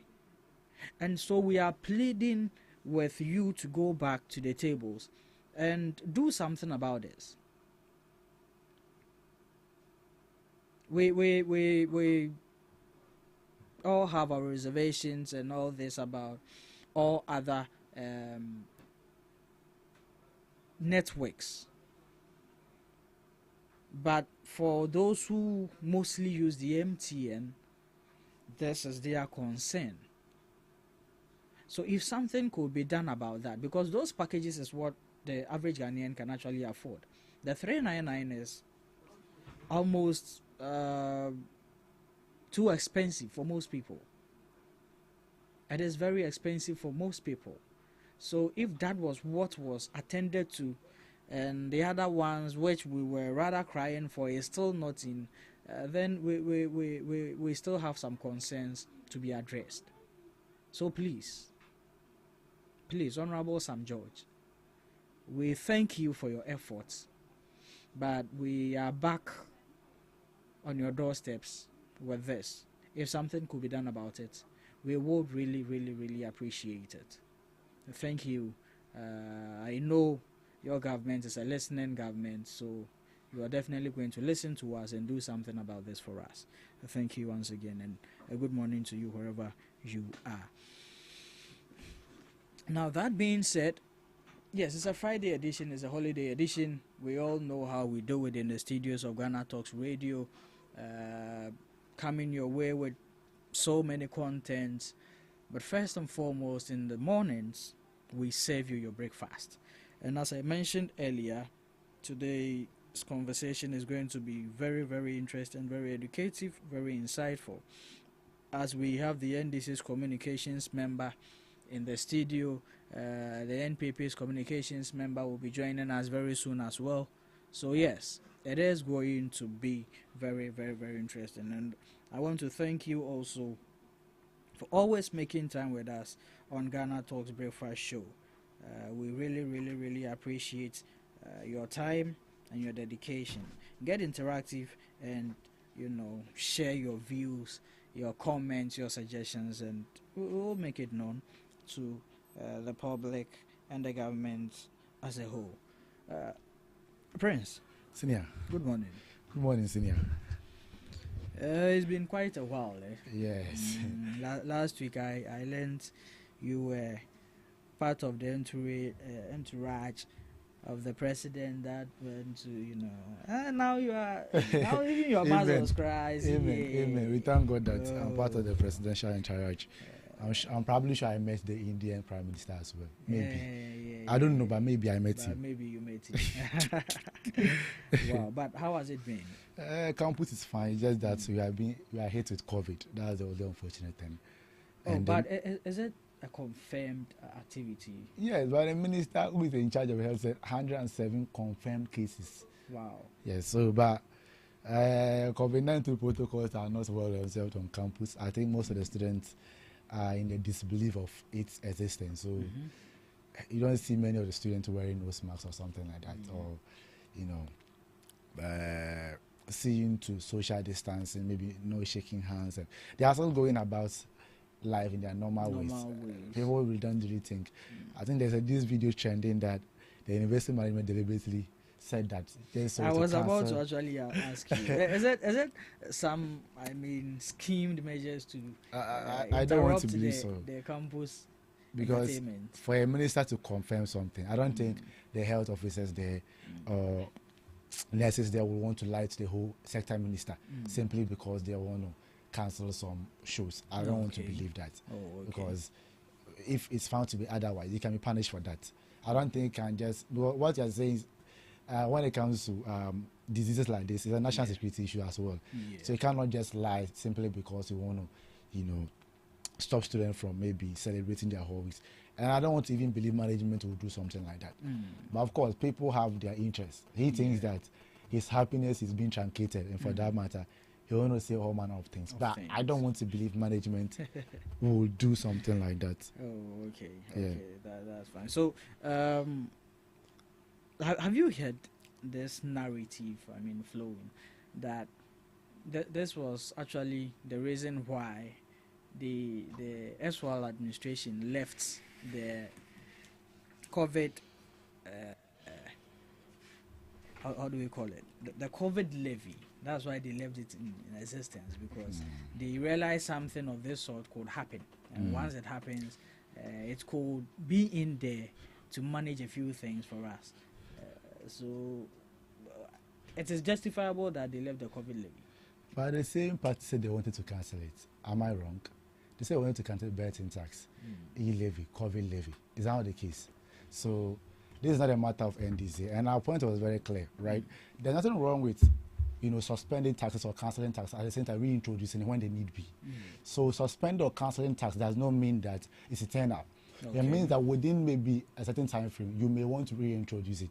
So for me, it is not justifiable because there is some, outbreak again when it comes to COVID-19 cases. It's not justifiable because you can still reintroduce the tax if the need be. Okay. So the mere fact that you cancel the tax does not mean that it can no longer reintroduce the same tax. Okay. Yeah. And so with the mention of reintroduction, is this something your government is considering? Oh, I don't want to believe. This is something the government will handle. As I said, I'm not a health practitioner, so I don't want to speak much into that. Okay. But I don't really think, I don't want to say there's no COVID, but let's just believe what the nurses are saying. No, okay. Yes. Let's just believe what the nurses are saying. We have Justice join us in the studio. Justice is speaking for the NPP. Good morning, sir. Good morning, my boss. You are welcome. Thank you. So sorry for the bit of delay. Sure. We need, when your parties come to power, none of you does anything about our railways, our train transportation, our mass transition. Like this metro mass buses, they used to help. If we had a working rail system, and all this lateness that we suffer, Charlie, we won't do. I think, not to even cut you short, but I am even most grateful to God that I'm here in person. Wow. That my life is with me, and then I am able to look into your glasses and see how handsome you are. Oh, thank you. And then also to see my brother here. Yeah. I think that one problem that we've been having as a country is that there are some important things that we do not pay critical attention to. Transport plays a very key role in the economy. Sure. And if we want to be called developed, because if you do political science, you get to know that Ghana isn't a developed country yet. Wow. Ghana is still on the climbing of the ladder. But if we do not be so serious about it, every day, every time, generations would come, generations would go, we will still be climbing the ladder. So transportation is one very key thing that I feel that both political parties, my political party and the other, hasn't been able to live up to task when it comes to that. And even I think that my problem on my way coming here wasn't necessarily the bad road network, but I think the driver had a problem with the car itself. Yes. So yes. But you see, oh sorry, not to cut you off. Yes, sir. You can finish yours and then. But that notwithstanding, I'm not trying to say we have good road systems. yes. We can't even agree on that. Yes, please. Yes, there are some things you can't even play politics around it. Not at all. Yes, not at all. Our roads are very bad. Very bad. But one other thing I want the transportation sector to be looking at. is the maintenance of these vehicles that we use on like drivers don't maintain the cars, they just leave it and buy it. You can pick a car and you realize the door handle is not even working. You will have to use your hand. What is all? How much does that cost? You will see a seat and you're only left with there's nothing like this to yes these things. yeah, true these things really happen. Yeah, true, very. And then we pay transportation fares, and yet we are underserved. The transport ministry needs to look at I think it's something we need to look at. That's why the truck drivers always take advantage when it comes to pricing. Sure. I mean, the economists will tell us that it's inelastic in demand. So, regardless of the price changes, demand is still same. That's why truck when they reduce or they don't reduce, when they increase it, people still take truck because they cannot walk to your workplace. Yeah. So because of how crucial they are, they try to take advantage of the citizens. So what government can do is to create competition for them. Okay. How do you do that? It makes sure you have good public transport system. So intra-city working, intercities working. You can use the train for the intercities.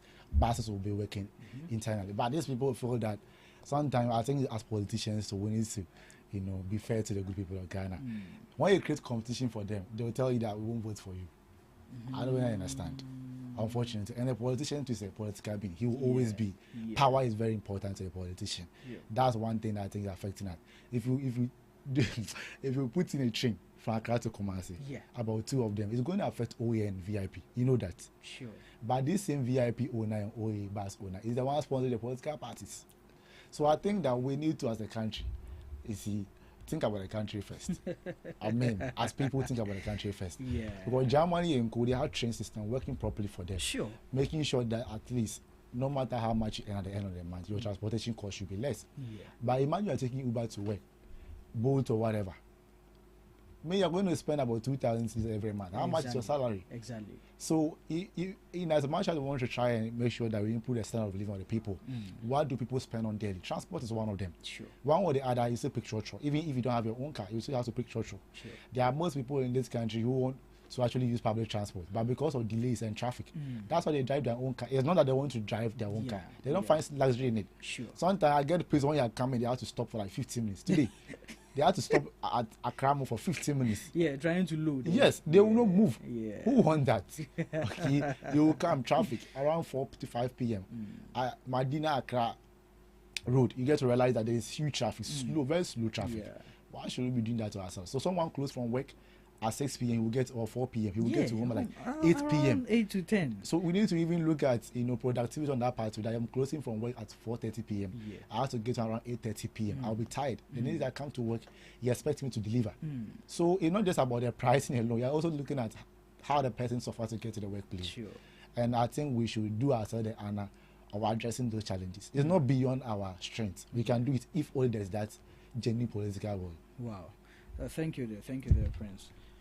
Anything you would want to add, Justice? What my brother just said, the long and short of it is that here proximity favors you. So kindly communicate it to your government that they take your insight into proper consideration. So they do for us. Okay, because he just said something which is very, very sensible. Very.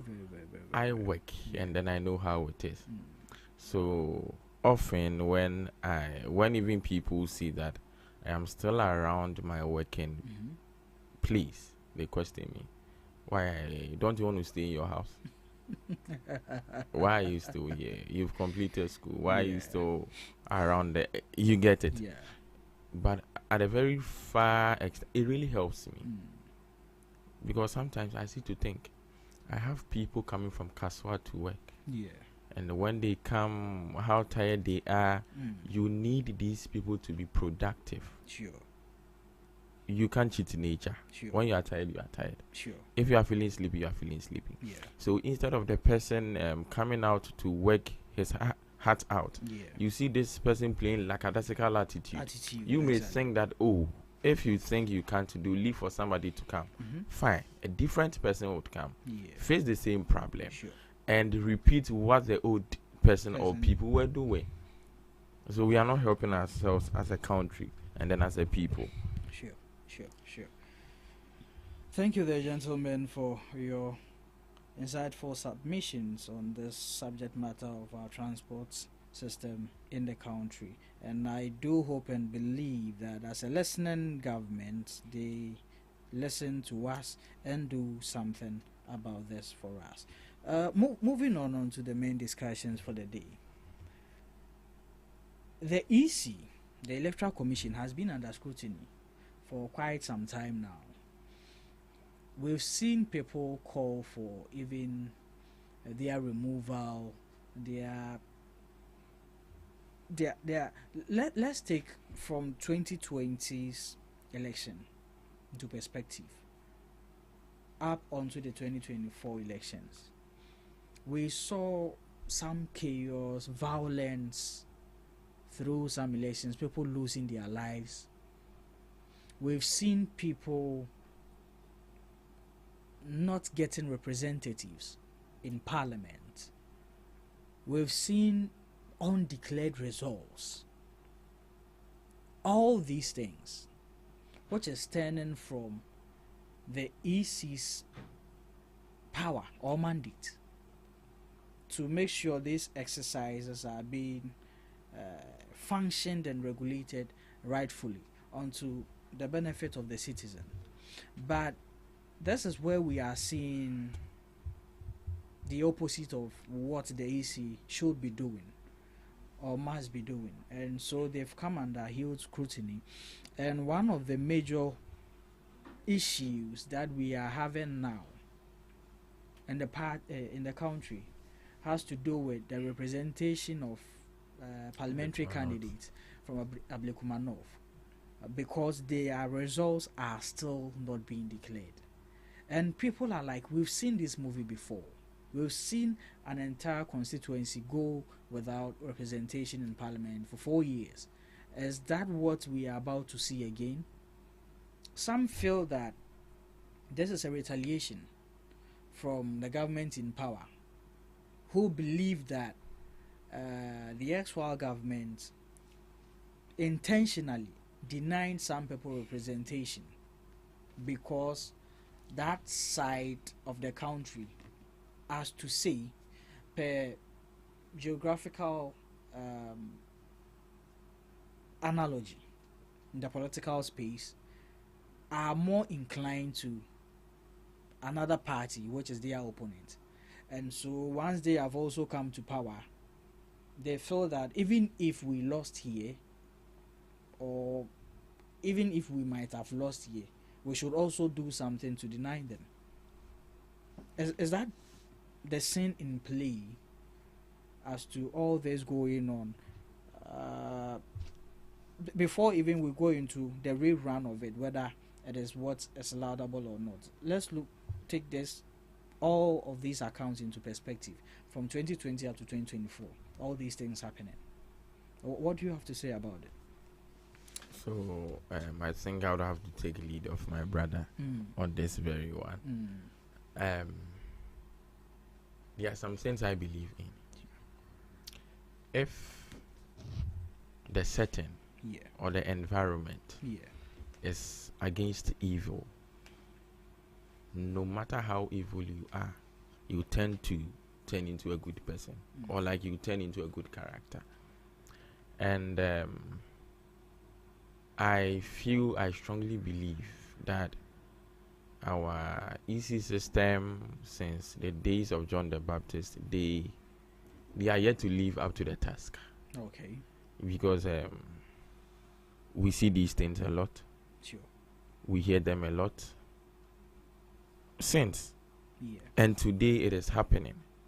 So is it that we are a people who can't identify a problem and solve? There's, sometimes when things happen, there's a saying that when you are outside, you see different. Yeah. But when you become or when you get involved, you see differently. Sure. Must it be that always? Why don't we just pave a clear path? Being it that you are inside or outside, you know this is the way forward, this is the way out. What at all is happening that every day, every time, if we go to cast our vote, we see these things. What at all is happening? Can we get answers to these fundamental questions? And I feel the very time we would get answers to them is the very moment we are solving this once and for all. Okay, thank you. Prince?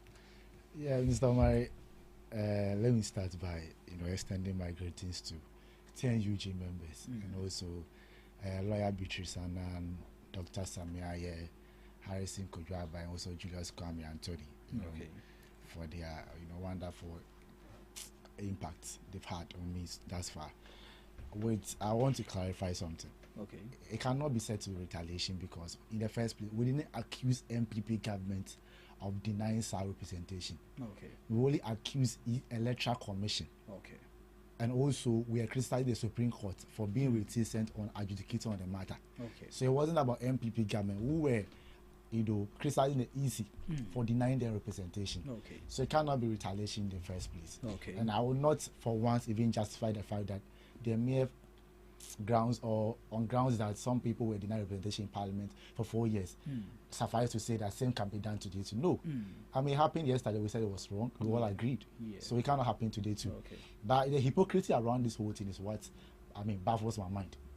Today, Rachel Ayamba, Director of Communication for MPP, is telling us that the EC want to succumb to pressure from NDC government. So are you now telling us that now government can give pressure to EC to do their bidding? So then it is also by parity of reasoning, it is fair to also say that you people were giving pressure to the EC to do all manner of things that they were doing. Is that it? We are honorable from your markings telling us that the EC officials prioritize their job over the country's democracy. Today they are now accusing the same EC. When we were calling the same EC out on issues of registration, you people told us that they are independent. Today they are no longer independent. The hypocrisy of MPP stinks. It smells bad. They should stop that.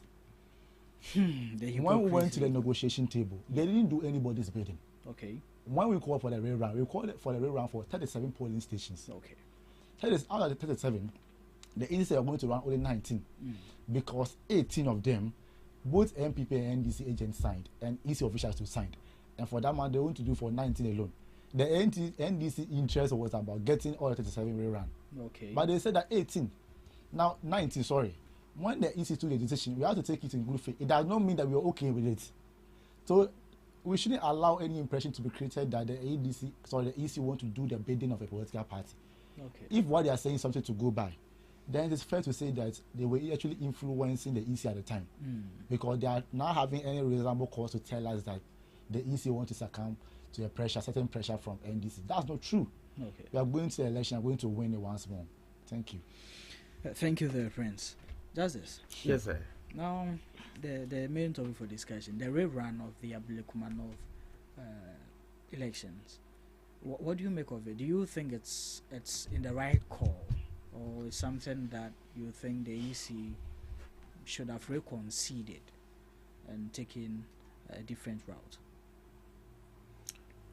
We shouldn't have traveled to this point in the first place. Okay. I think we had a similar thing happening at Domekwabenya. But at the end, they had their way out. Okay. So what at all happened at Ablekuma North that we couldn't solve it? And now we need to do rerun. Both NDC and NPP reps met with the EC. They stated their point very clear. No rerun. Very clear. No rerun. A rep from the EC's chamber went to Parliament, House of Records, and stated emphatically there will be no rerun. So where from the rerun? It's a rerun. The rerun. Now the NDC are solidly behind that, and they are behind the rerun. And yes, it raises alarm. Okay. Because if you ask the NPP fraternity, all that we say is we don't know anything about any rerun. Wow. NDC, they are preparing towards it. They are doing everything possible for the rerun. So what happened to their position on the discussion table where they said that we won't agree to any rerun? What is changing now? Who is at the back trying to regulate things now? We want to know as a people. Do you believe that there is some manipulations going on behind the scenes? Why would you come and tell me A today and tell me B tomorrow? You can't be trusted in the first place. So if we were seated on a discussion table, the EC stated it very clear that both NDC and MPP stated their stand.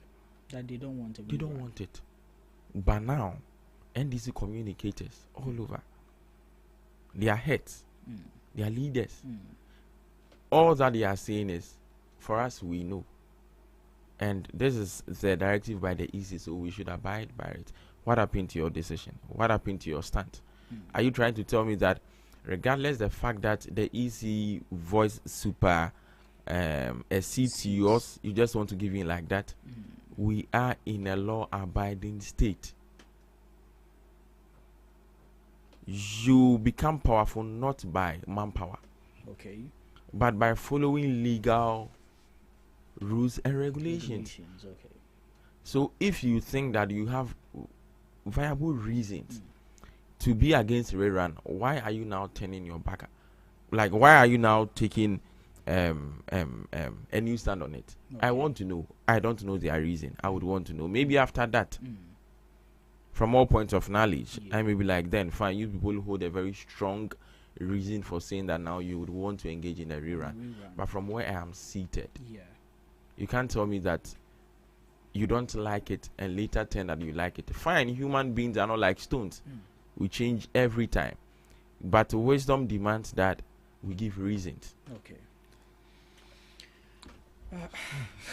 Prince, you definitely have something to say. You would have your say. I'm coming. But okay, you have the floor. MPP. Today, the EC is no longer independent. No, that's what I want to establish. They are no longer independent. The fact that EC is independent doesn't mean that you can. No, see, EC isn't a perfect body. EC, the composition of it are human beings. They are just living and working within a legal framework. Do you get my point? Yeah. So if you are telling me NPP now, you think that the EC is not independent. Who stated that EC is not independent? I'm coming, relax. That doesn't mean that we can't question some things they do. Okay. I think you should have allowed me to make my point, so keep me whilst I talk. Now, the question asked about is the EC no longer independent has to do with the fact that people told us that the EC take decisions on their own and no one can influence them. To the same people turn around and tell us that government is trying to influence EC. Where is that coming from? I don't get it. Where is that coming from? Now the question about what he said, this is a letter the EC brought out that they had an extensive deliberation. I'm reading the second, page. After extensive deliberation, the commission informed the political parties that it will proceed to rerun the election in 19 out of the 37 polling stations. The commission arrived at this decision to rerun the election in the underlisted polling station because the 19 scam polling station results used for the coalition, though approved by agents of both political parties, were not verified by the presiding officers responsible for those polling stations. You know very well that the EC presiding officer, the EC officials, they must also sign. It's not just about MPP or NDC agents signing. But if that happens, I can even fake signature or signature of someone signed that in the name of it's an NDC person or it's an MPP agent. And they're saying that out of the 18, this 19 didn't have EC presiding officers, but the 18 had. And for that matter, I'm not going to do rerun for the 18. The question is, are scan pink sheets used to declare results? That's the question. So why do you now want to change the rules because you think that you are being cheated? You think, as I said earlier, this decision didn't go in anyone's favor. You want 37 to be rerun. EC is telling us, no, they cannot do that. They can only do that of 19. And EC attempted to reconsider a decision as to now wanting to rerun the election does not amount to a certain pressure from government. Look, the EC started this engagement right after the election. It's not as though they just met once and they came out with this decision.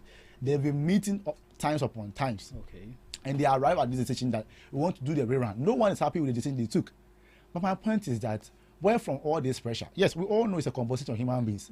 So that is then justify the fact that you too, when you're in power, since they were human beings then, today they're also human beings, were you influencing them with your power? That's the question. So for me, the hypocrisy around it is just utterly overwhelming. I can't think through it. That because they are human beings, they can answer counter pressure. And I'm saying that, did you give them pressure to deny the people of South representation? Did you give them pressure to make sure that at least voters registration that the ND sent to court, that we can no longer do the registration? The court should put an injunction on it. It has Supreme Court Chief Justice scheduling it after when the registration will be done. Can we then say that you, when you were in power, you were also influencing the judges in court, or you were giving them pressure? No. So has the independence of the EC changed? The independence is telling you that they are independent on their own, and they're not supposed to yield to any external pressures. You can, based on maybe certain political scores, wanting to score certain political scores, accuse them of such. But the fact is that you held a position yesterday that criticizing the EC is trying to attack their independence. Isn't that what they told us in this country? That you are trying to attack the independence of the judiciary, the EC. And for that matter, we should allow them to do what they deem fit. Today, all of a sudden, they are now criticizing them, even accusing them that they want to protect their jobs. No longer about the democracy of Ghana. MPP Pani. EC need that you were holding press conference and were defending them. Today, they are telling us that they are not thinking about their job, no longer the democracy of Ghana. You see, when issues of such come, the EC, I don't really trust them like that. What they did with voter transfers, where they transfer people without our notice, without their consent, we question the robustness of their system. But you had people in MPP telling us that let allow them do whatever they want to do.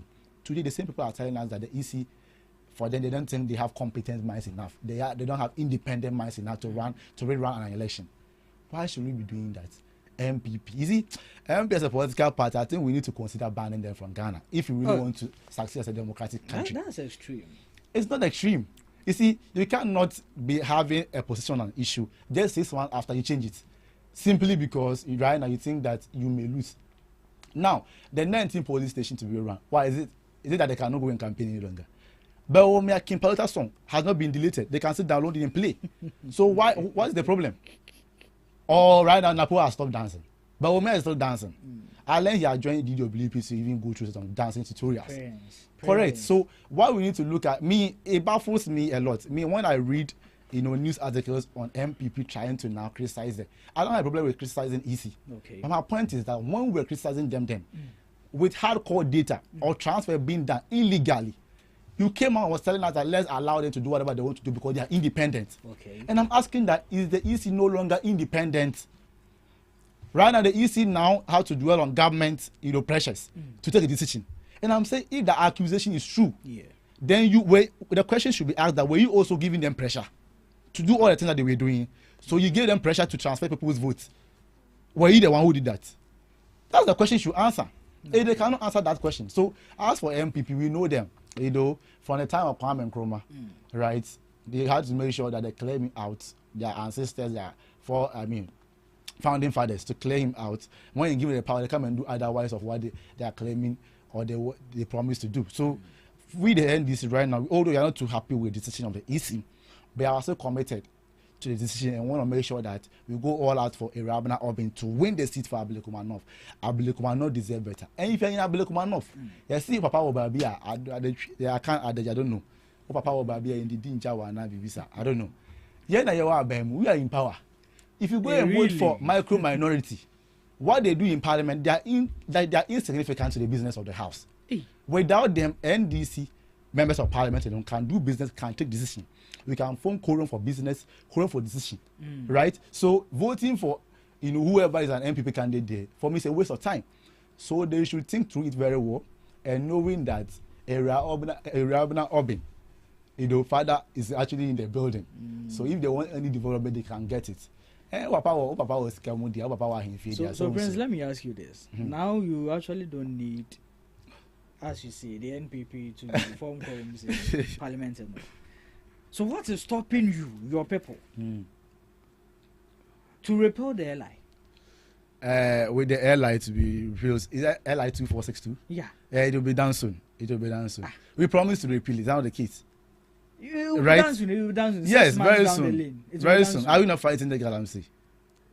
I haven't seen the excavator being seized. I haven't seen that DAB right now. The excavators that 40 were seized and yeah, of course. It's not the only excavator was seized. We had about 100 seized before Dr. Hanabisu seized the 40 that he claimed they didn't have other vehicles to transport them, which actually is very sad for me.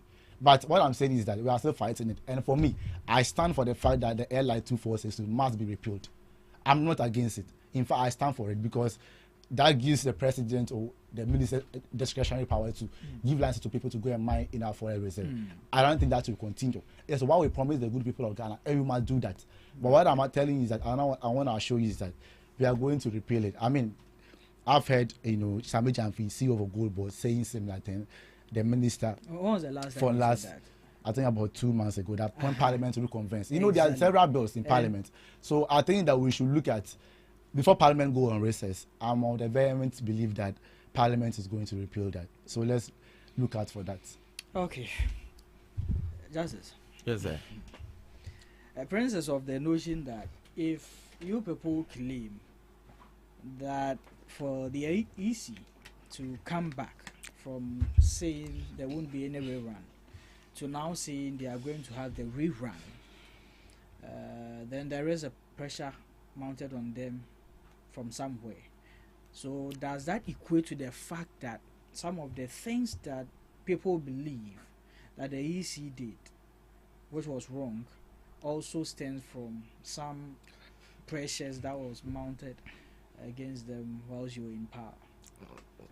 Why do you build your arsenals around the past when we agree to face the present days? So I don't know why my brother is so fixated on the past, and then I see that it means that you people, and it means that NPP as a political party should be banned, and then we don't need these things. We don't need these things. He said something, and I just wanted to laugh out loud, but I had to control myself. That the NPP was solidly behind the EC in the past 6 months, but now the NPP is trying to criticize everything, trying to infringe upon the rights, the days of the EC, and then a whole lot. Trust me, the NPP could hold defense for 6 months, but you couldn't even hold defense for even 3 days. We met not long ago. The EC met with our reps. We stated our sights very clear. Okay. After some few days, what at all is happening? Justice, let me ask this. We've all been told that these 19 polling stations. Before you even continue, 28th December 2024, the EC said something that they are ready to declare even only they get adequate security from the police.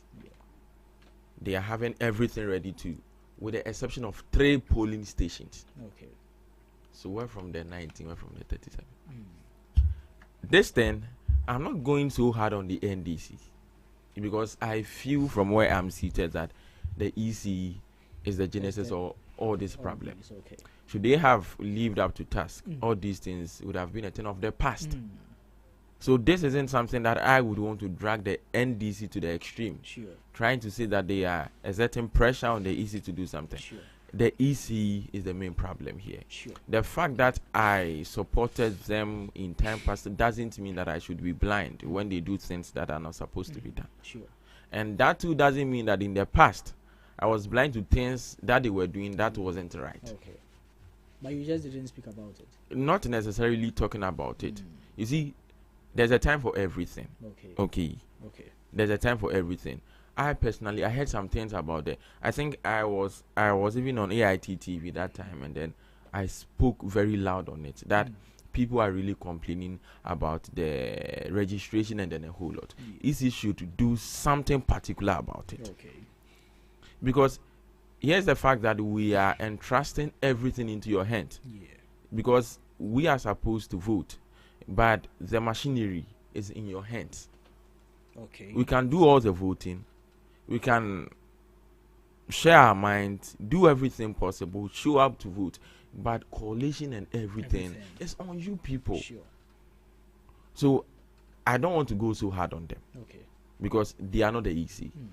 But I feel that the easy, as I said, they haven't been able to live up to their billing. Okay. And today we are here now because of that. Okay. Yes. I wanted to ask you something earlier on. We all know that scanned sheets can't be verified for declaration, right? And the EC is saying that is what is in existence. They don't have the original copies of these sheets. How come? Why don't they have it? We should put NPP and DC aside. We should go straight at them. Why don't they have it? What happened? I think that's Is it that a polling station officer, a presiding officer, or somebody within the territory of the EC had plans with other political party to cause trouble? Should we think that way? I feel we need a very clear communication and explanation of fact from the EC. Why don't you have it? Okay. I think that has been explained. Why don't you have it? The scaffold that ensued. So in the course of that, some people took it away. Some you know, it's not like stealing money and wanting to return it. Why did you take it in the first place? So no one wants to return the original pink sheet. And for me, I think the security there too maybe wasn't enough or intensive enough, because that's how some people took it away. Some people have to even tear it apart and do all that. No. So it's how come they didn't have the original. It's not. But the problem has to do with they also going by their CI. The CI is very clear that after declaration, make sure that you post it there, the results there. Yeah. So at least I could have taken a picture of it, or you could have gone to the polling station there, see the copy of the sheets and that you used to declare the results over there in the polling station. But they don't do that. They just declare and move. I think we would have had another copy at a polling station where everybody can go and verify. But I don't think. You see, this thing is really hindering on our democracy as a people. Very. And so we really need to not politicize it that much, even though we can never do without the politics of it. But the question I was driving at was, I just want to know, why is the NPP, we all know the EC is an independent body. We all know they work within a certain constitutional framework. Has the NPP identified any constitutional breach from the EC's decision to have a rerun? And if yes or if not, what is influencing your concern or disagreement as to the new decision being taken by the EC? Sir, yes, sir. Same thing happened at Dome Kwabenya. A very similar, clear thing happened. But the EC, in its best knowledge, could devise a strategy, a legal one, I mean, to declare the NDC candidate as a winner. NPP tried talking about it, but I think now we've all come to the agreement table. Dome Kwabenya is no more for NPP, it is for NDC, right? Yeah. Good. Yes. If things are being done the way it should be done, do you think that we would waste time, energy, resources to be playing a counter like emotional argument on this? Let us, I'm not saying we should take the constitution out. Sure. It should be there. Sure. I'm coming. Something very practical. Similar thing happened at Dome Kwabenya. You told us that if you get enough security, you can declare it. Now you are coming back to tell us that we should do a rerun. Constitution hasn't been touched yet. Sure. Right now you can't even be trusted. You get the thing? Sure.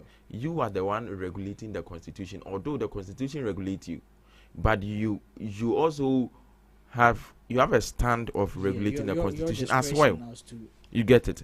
So if you come and tell me that, oh, all I need is security, I can declare, and now you tell me that we should do a rerun, forget about constitution. How do you want me to accept this? And this is a profound question. This should be a general concern for everyone.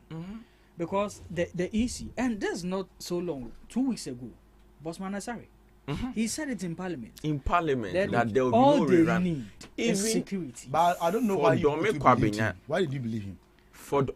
No, you can't Prince, tell me that. no. Why did we believe Prince, him? Look, Prince, what are you trying to tell me? The man is the deputy chair for the electoral commission, and you are saying if he says something, we shouldn't believe. So President Mahama comes out to say that I will appoint MPs to Parliament. Will you believe it? No, wait. No. Do you You cannot use scan copies. We were aware that you are using scan copies, and we told you that you cannot use scan copies to declare results. So you telling us that you need security. We knew it wasn't going to work because in the first place you cannot use scan copies to declare the results. But you were bent on still declaring it. I said, okay, let's go. You are taking you to court. Why are you using scan copies to declare results? Now MPP is not satisfied with the decision. They want to go to court. That's out of democracy. They should go to court. Go to court and that's all. Just finish your. So see, if you are telling me that, Prince, I think you shouldn't have even said that. You should have been so calm and then be seated. If you are telling me that we shouldn't trust Bosman, that man, yeah, then are you trying to tell me that we should also question John Dramani Mahama, the excellence, his president, his wonderful and beautiful victory in the election? Are you trying to tell me that we should start questioning that? My point was justified by the fact that what he said in the first place couldn't have been done because you cannot use scanned pink sheets to declare results. You could have used a different statement to qualify that. You don't say that we shouldn't trust that man. No, because you cannot trust him on the statement he made. How do you tell me that you don't have original copies? Now that man that you are saying that we shouldn't trust, his team is saying we should do a rerun and then you are following. I didn't say you didn't trust him. Don't trust what he said. There's a difference between a statement made and the person. That is where I really wish we can just play it back. You said we shouldn't trust him, not no. I said, do you trust what he said? Okay, you okay. That's actually what you said. You said that. Why did we also believe him when he said that? When he said that. Yeah. Why did you believe him when he said that? It means that the statement he made, not the person. But Prince, don't you find that quite ironical? Because I mean, this is the deputy chair for the EC, and if he's come out to say something, you are saying you want to go by that. What I'm only saying is that even I want to respect his position and where it's coming from. I understand your point. Okay. I'm only saying, is there like electoral commissioner come and tell me that I'm an electoral commissioner, but I want to conduct elections in Nigeria? Yes, it's an EC chairperson, but I want to question what you're saying that but how can you tell me this story?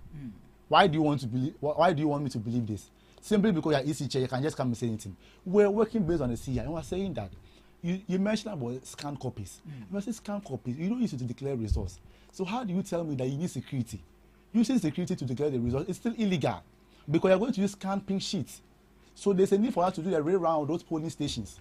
So when he went back, I'm sure he also thought through it and reconsidered that decision that no, I cannot use this scan pink sheet to declare the results. Okay. The best I can do is to get a re-round and get original to declare the results. Okay. So my statement was the fact that you cannot believe him for what he said. Okay. It does not mean you shouldn't believe the person, but what the statement he made, you cannot believe that statement. Okay. All right. Justice. Me, frankly speaking, this isn't something that we should play a game of politics around. Never. Because EC chairpersons, they go, they come. Yeah. There are still problems. Sure. We should target the problem and solve it.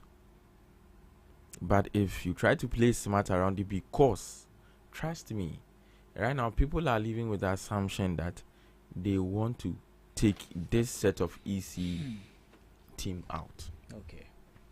But taking them out doesn't mean you are taking the problems out. Okay.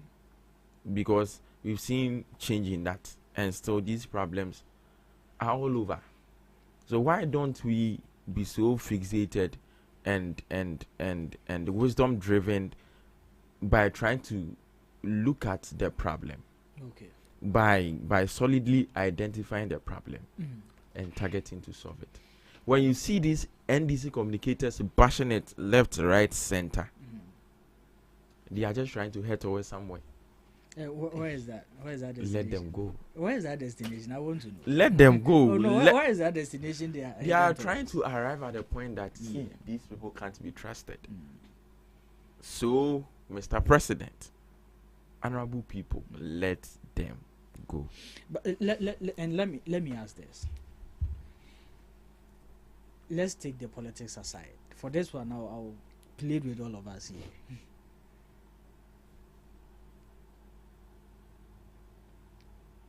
From 2020 up to 2024, looking at our electoral process and exercises, looking at all the concerns that have been raised by some decisions made by this EC,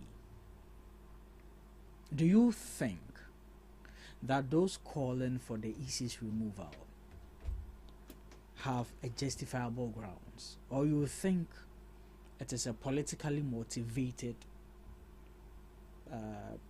proposition? Not necessarily a politically oriented proposition, but see, we are not kids. Okay.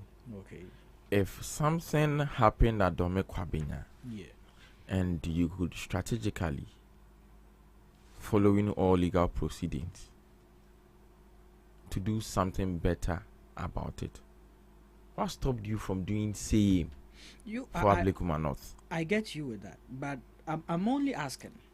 Let's take all those things aside. Let's take all those, but looking at the EC's, I mean, modus operandi, this particular board of EC, the violence that has marred their exercises, the misunderstandings, the chaos, the lives being lost and all that, is it on a fair grounds? Or you think it's politically motivated? Fairly, I wouldn't side with the people being removed. Okay. I am siding with the fact that let us come together as a people. People who would want to achieve growth. People who would want to see elevation as a country. Okay. And identify the problem.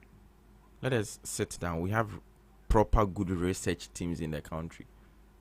But do you think, where do you think the problem is? Because we actually have a constitutional instrument by which the EC operates. Do you think the CI is the problem, or the people executing the components of that CI are the problem? So if it is the people executing it, are you trying to tell me that then since we had ECs functioning in the country, all these people have failed? Because we've seen that we changed them because, oh, Charlie, this and that, they didn't do this right, they didn't do that right. Maybe, why do we say constitutional review? Because we feel that at this particular time, such a thing, such a clause, such an order, such an act should be taken out. Okay. So maybe there are some things probably in the CI that need to be looked at again. Under the Fourth Republic, how many ECs have we had? Is it not three? To the best of my knowledge, I think it's three. I don't know whether someone came before Afarijan. Three. Charlotte or Yes, three. Now, we never had a problem with Afari, to the best of my knowledge, growing up and having the capacity to reason. None of these things happened. Under Charlotte, I never really saw anything until the procurement issue. So once there's an issue, there's something. Which was actually resolved. But once there's an issue, there was something. Okay. For Afarijan's era, I think I wasn't well matured enough to know. Yes. Okay. Yes. So unless maybe I go back to the books, try to do like a very detailed learning and then trying to get information with regards to him, and then I would love to do that, because right now I feel that I should have a very critical look into the things of the EC. Okay. Because I really want to arrive at a point where I can now finally say that, oh, I think the people should be taken off, okay, or some documentation It should be reviewed.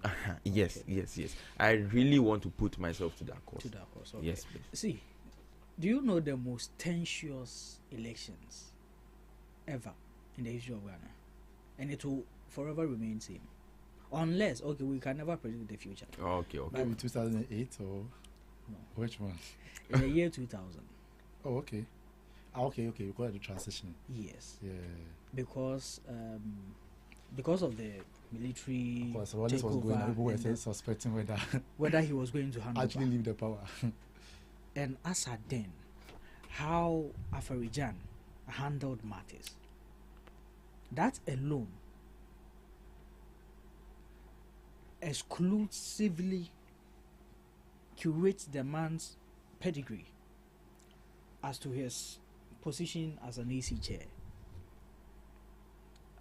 Most often I just sit and I look back and say, if it was this particular EC, as at then,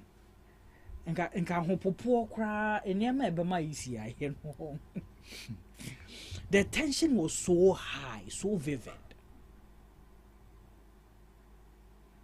But that rather actually came out to be so one of the most peaceful transitions we've ever seen.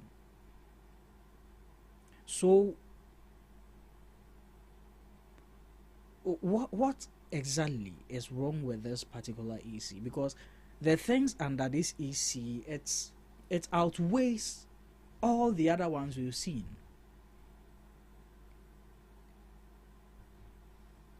And now we've seen people, even CSOs, are calling for the removal of this EC. Would you agree to that fact, or you still stand by we having a review of their CI and then?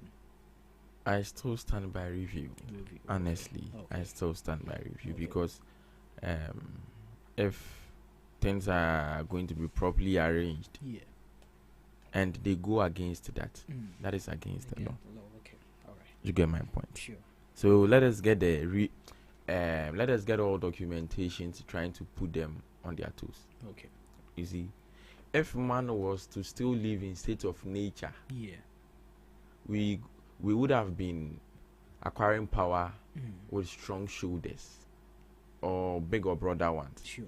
But now, since the constitution is clear and factful, if you want to capture political power, yeah, it is through elections. So let us get the EC's documentations well in place, and let's see. Okay. Thank you, Justice. Prince. The EC, I don't want to talk about them much, but I think I want to correct some perception my brother want to put out. That I want to ask you this: can public perception be enough grounds to remove an EC chairperson? That you think people don't trust them, so we can remove them. Can you say that? I don't think so. So, where from the point that NDC want to try to make sure that it will make you look as though the EC cannot be trusted, so we can remove them. Please, we are not in the business of removing anyone. But if any Ghanaian think that he has enough basis, reasonable basis, write a petition, why not? We may go by the petition. But until then, the NDC is not in the business of removing any chairperson. They are only in the business of no, but the constitution is very clear. If you take petitions. Charlotte Osei, for instance, yeah, the procurement which is so-called. See, it's very funny. They have procurement department of the Electoral Commission. It has nothing to do with Charlotte Osei. Yeah, you went on to remove Charlotte Osei. So because of that, they are afraid that same will be done to Madam Jemensa. Afraid of what? Okay, that's fine. So, brother, for me, afraid of our friends. You all want a better Ghana, no, not you necessarily. See, look, I've said this many times. How the EC allowed voter transfer in Tamalisa, Pusika. We are talking about liveliness test system, where without you, transfer cannot be done. Yes, somebody was able to manipulate the system to transfer votes, but the EC on several occasions come out to tell us, be rest assured. It's just grammar. Be rest assured. It's just a phrase. Yes, somebody. Do you know what it means that you can only transfer your vote when you are physically present? Yeah, the person didn't come, but somebody was able to use the system to transfer your vote. But the EC said, you correct that. So these EC officials are just incompetent. But that's what happens when you bring in somebody who was one TESCOM coordinator in Bono as EC IT director. That's what happens. MPP, first coordinator. So for we are not in the business of removing chairpersons. While we are in the business of sanitizing every institution in Ghana. Perception alone cannot be enough grounds to remove somebody. Okay. You should be able to cite constitutional breaches. Okay. Or other reasonable, breaches that can form basis for removal. It cannot just say people don't trust them. Okay. Hey, how do you measure the trust them? Those polls are just perceptions. So you cannot use perception to remove somebody. Okay. So please, Manager, do your work. When the time comes, you will know your fate. Thank you. Do your work, and when the time comes, we will know your fate. With a mention of polls going on, do you believe in polls? NDC, we believe it's only MPP that they will tell you it's Ajana 1, Ajana 2. Justice, do you believe in polls? I seemingly do. You okay? That's fine. That's fair. So, have you looked at the latest poll that was conducted by Info Analytics? You have. Okay. We've seen in the party framework that from their polls that some people have now shifted again from the NPP to the NDC.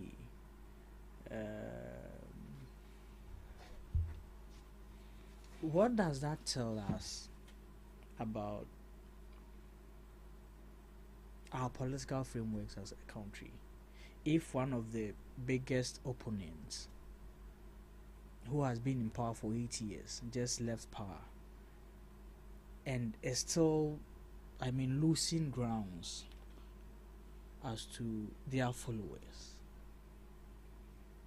and the party in power now, who also claimed that they met the economy in shambles, are rather gaining more feet. What does it speak of these two political parties? That what is this doing right? That even in difficulty, they are still gaining the faith of the people. And what are these ones doing wrong? That even now that they are no more under the scope of accountability, they are still losing people. Now, which is your party, Yes, my party. So, I love research a lot. And I have always tried to have myself around the research, and because I see it is the way forward. Yeah. Okay. Research is more likely to be like prophecies. You get it. Sure. It just give a suggestion, but with fact. Okay. So when we come to the physical realm, we would use research, but in the spiritual realm, we would say prophecies. Because they are being backed by spiritual facts when you are giving them. But the recent post that I saw from Global Analytics,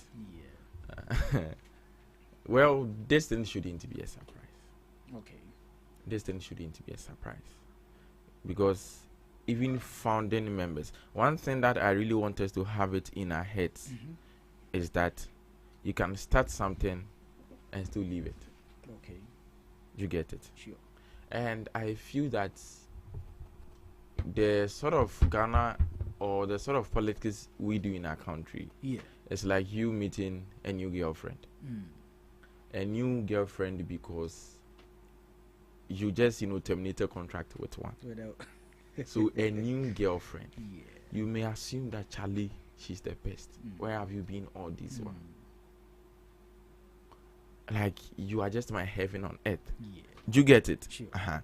So like, you tend to forget everything because you've seen a new person with new commitment, with new energy, with like everything is new, everything is fresh. So it makes you even forget the past, the old things. So that is what is happening here. Okay. Because probably maybe the people who, according to the research, are now transiting into the other political party, it could be that, now the kind of life they expected to live, or the kind of things they expected to hear, they are hearing them. Okay. See, Okatechi Efifa always says that wait until the people start to know that this government is a scam. Now everything is okay. Yeah, but do you think? Yeah. No cray. So like for that one day, you would love it. Yeah, titanium so kasika so to think oh at least I buy ni good. He said that when it comes this and that tax will be free or betting tax sure. So good, you'll be propelled to be like, oh Charlie, then it is that. But one thing that I mostly tell people is, see, it is not as though it is new. Okay. We've seen it before. Okay. We have seen him before. Okay. And at a point, now the man that some people, according to the research, are running to, at a point in time, we had so many people running from him. So his status as, I don't want to use fresh or new because he's back again. You get it. That status alone is making him gain favor in the sight of the people. Okay. And then from the start to the kind of things he's doing. Okay. If it goes like this, fine. We all want a better Ghana. We all want a better Ghana. Sure. But we've seen it before. From the start, it looks all beautiful. Where have you been all this while? You are my heaven on earth. But just some few months into you are my heaven and earth, where have you been all this while? Yeah. Then it starts to be curses. It starts to be this and that. So let me use my position on relationship to explain this. Yes. And I have given you that. So, but do you think that we will get to that point where people are going to realize that probably this is just a sham of a government? We've been at that position before. So there's a higher tendency. People voted for the NPP party in 2016. People voted us out in 2024. Okay. There's a higher chance of such happening again. Okay. Yes. Okay. Yes. Okay, that's fair. That's fair. Your friends, the way you are laughing. Chancellor, I think I have to really try to think about that after the program because somehow that you have not really tried this girlfriend thing. I think you really have a lot for us. Who told you that I'm single? We have a lot for us. We see that. Who told you that I'm single? The law of diminishing marginal returns is working. You know, from the start is love until Falama Kafu and medical find their way. You get it. So like me, sometimes I would love to take it from a practical view. Okay. So we can get it because Prince, sorry, okay. The ordinary Ghanaian, see, I'm telling you, that kind of English and policies and programs that we've been seeing. You see, anytime it is just the educated class that mostly attacks it. Okay. When the life of the ordinary Ghanaian is better and best, you can even scam them without them knowing. Wow. Do you get it? When you make their life okay, I wake up, I go to work. Okay. I'm being paid. I come back. Things are all right. When things are moving in that order, the ordinary Ghanaian wouldn't want to even waste time. Let me put it that way. Waste time to be like, and this government, when he was coming, he said this, and now he's doing that. It is just mostly the educated class who wants to show their educational prowess that tries to criticize and then a whole lot. Yes. Okay. Prince, hey, same way. You see, global info analytics, wherever it is, thank you. But you see, for me personally, I believe in polls. Okay. Every smart politician, right, when polls result against him or her or against their party, publicly you won't come and criticize it or run down the poll results. Okay. But the smart ones go behind us to work on it. Okay. It's only somebody who is unwise that will publicly coming to run down the poll results, still go back and think it's not anything. I don't need global info analytic results, poll results, to know that Ghana is headed in the right direction. I don't need that. Okay. For me, the poll results only stated the obvious. Okay. It's obvious that things are working. You don't need global info analytics. They are saying that 70% of Ghanaian voters now believe that the country is headed in the right direction. And why do you laugh and smile when you are this is something that on my head.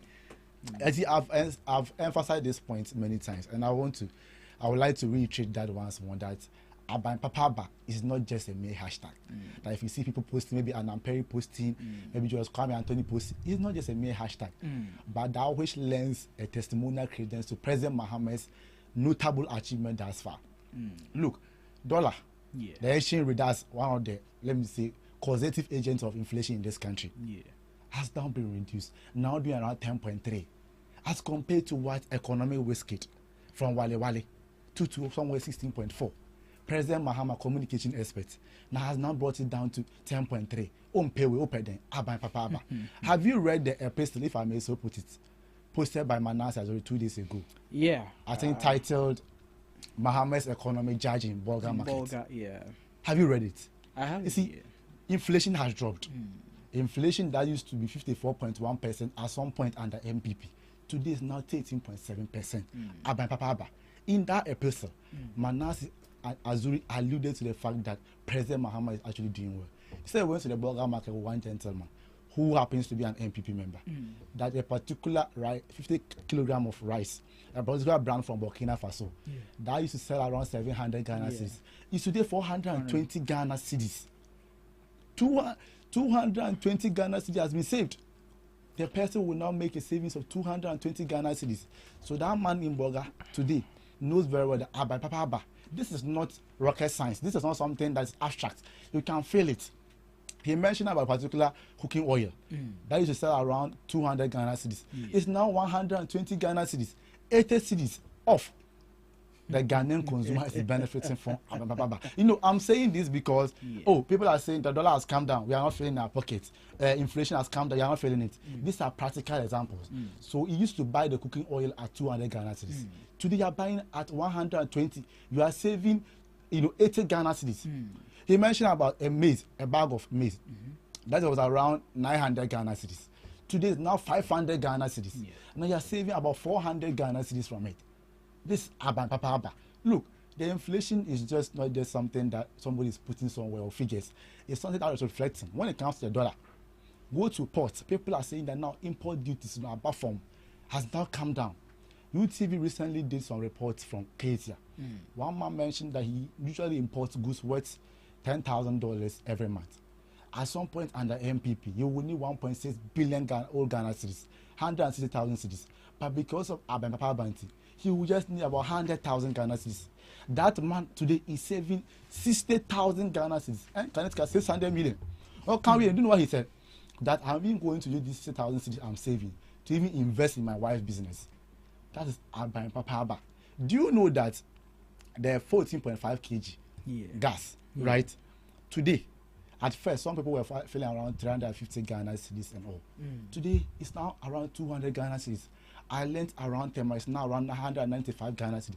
People are saving about 150 Ghana cedis. Abba. Look, Kofi Asai of Africa Education Watch, right? You see, I will give you who is saying it. These are facts.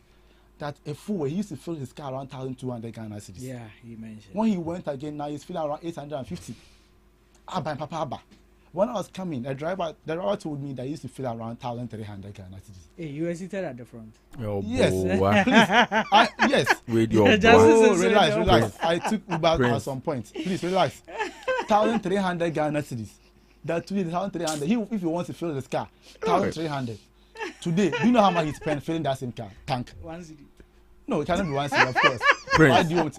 Please allow me. Prince. These are lying. Prince. 1,300 Ghana cedis. Relax. Prince. Please allow me to talk. I'm not coming to attack you. I want you to know. I'm not coming to attack you. I want to attack you, Prince. Listen to me. You are very fine, brother. Okay. I want us to call one Uber driver. And then, Prince, you sat in the car alone. We don't know this. And Prince, you shouldn't even include it. To make it very simple. To believe, you don't need to call somebody to know this. Okay. The question is that how much was fuel in the first place? So let's say at some point 16 Ghana cedis. Star Oil is now doing around 10.99. So the amount I will use to fill that tank has reduced. You don't need to call somebody to confirm. Most, I'm telling 1,300. He is now today using 900 Ghana cedis. He is making saving of 400 Ghana cedis. That's somebody's salary in this country. So what we say, Abba. This is what I'm talking about. We are talking about President Mahama. Today has reduced Hajj fares. Something that was somewhere 75,000. He bought it 2,000 Ghana cedis. They are making savings about 13,000 Ghana cedis. And Connecticut 130 million. We are talking about transport fares. Has been reduced. One year can you pick Trotro? Hasn't it been reduced? It has been reduced. The burden, he has to relieve you of certain burden. Airlines in this domestic airlines, Passion Air, they reduced their fare by 10%. Is that true or not? They've done that. Yesterday, the students on University of Ghana campus jubilating. Mahama Oka Obeyo. Oh, jubilating about what? JMA Oka Obeyo. Because the President Mahama has fulfilled his promise of making sure that he will reimburse them for the money paid for their fees. I said this the last time. You see, government would have been able to make a logical excuse not to pay this year. What MPP did in 2017. When did they start the fees in September? You know why? They could have paid for Form 2 at the time. They didn't pay. Form 3, they didn't pay. They waited until September. Government could have decided that, okay, when we were going to school, you already paid. When I came, you were already in school. Most of them went to school before we presented our budget. You could have just said, okay, because of that, you're going to start from next year.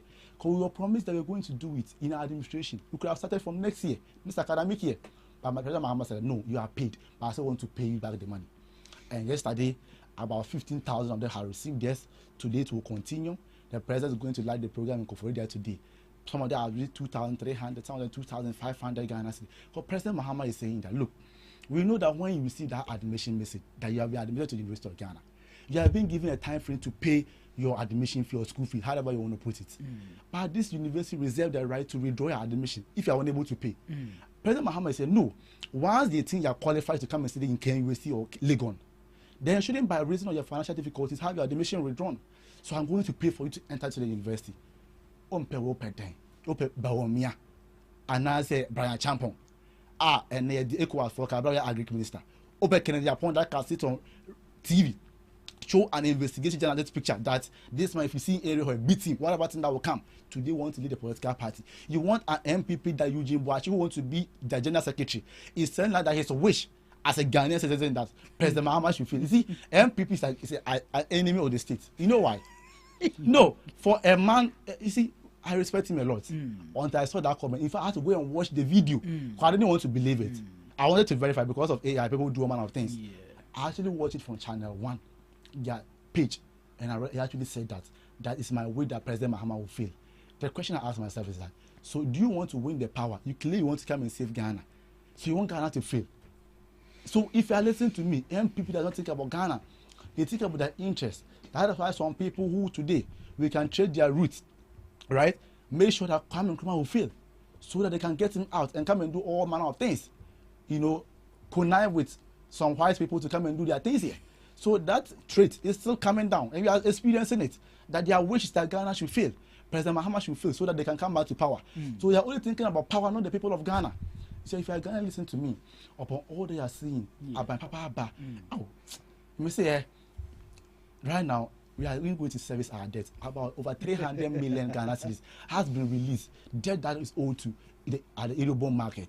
At some point, we have to defer on our debt. We're talking about DDP. Hey, MPP. Friends, all this. So I'm telling you that the poll results there. The poll results there. Yes. It's not something that you have to cook. And as I told you earlier, I'm not here to determine whether it's true or not. I'm always saying that you're only affirming what is already on the grounds. Okay.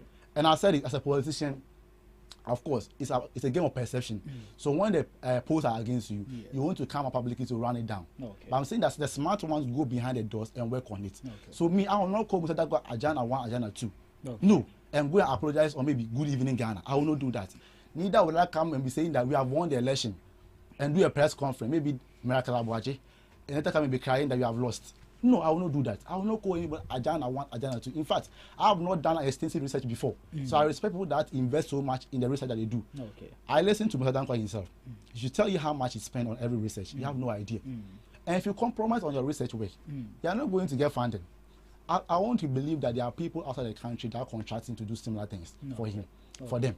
So he's also doing his work. Okay. But I'm not here to determine the veracity of it. What I'm saying is that Aban Papa and everybody can fail it. You don't need to go and read o ba no ya to lorry first so me boa jadi ni awon makola o ko $100 na amba from petrol driver would say me ko to petrol amba from enti we ness obi bet na aka brofo enye economics asem you can feel it in your life betting tax na we twa best no twa na almost 10% so first na we 10,000 Ghana cedis ba wo mi anya akofo so 1,000 Ghana cedis and net 10,000 wo de ni na ba won chen ntora na ampa Obia can feel it. When you say me na make, patch me ba. E-levy. Oh, and also this kind of e-levy. Yen too. And you mean I make ya tiso. Ya here free ho. I will not come and sit here and speak theories. I'm telling you practical examples. Okay. And part of why, president, you see, challenges are inevitable in every government. I'm not going to have it all rosy the 4 years. Okay. But leadership demands that you take responsibility and stop overly blaming things that are inconsequential to what you're going through. That's what it's about, governance. Unlike what the MPP did when they were giving COVID money to their regional chairpersons and PCs.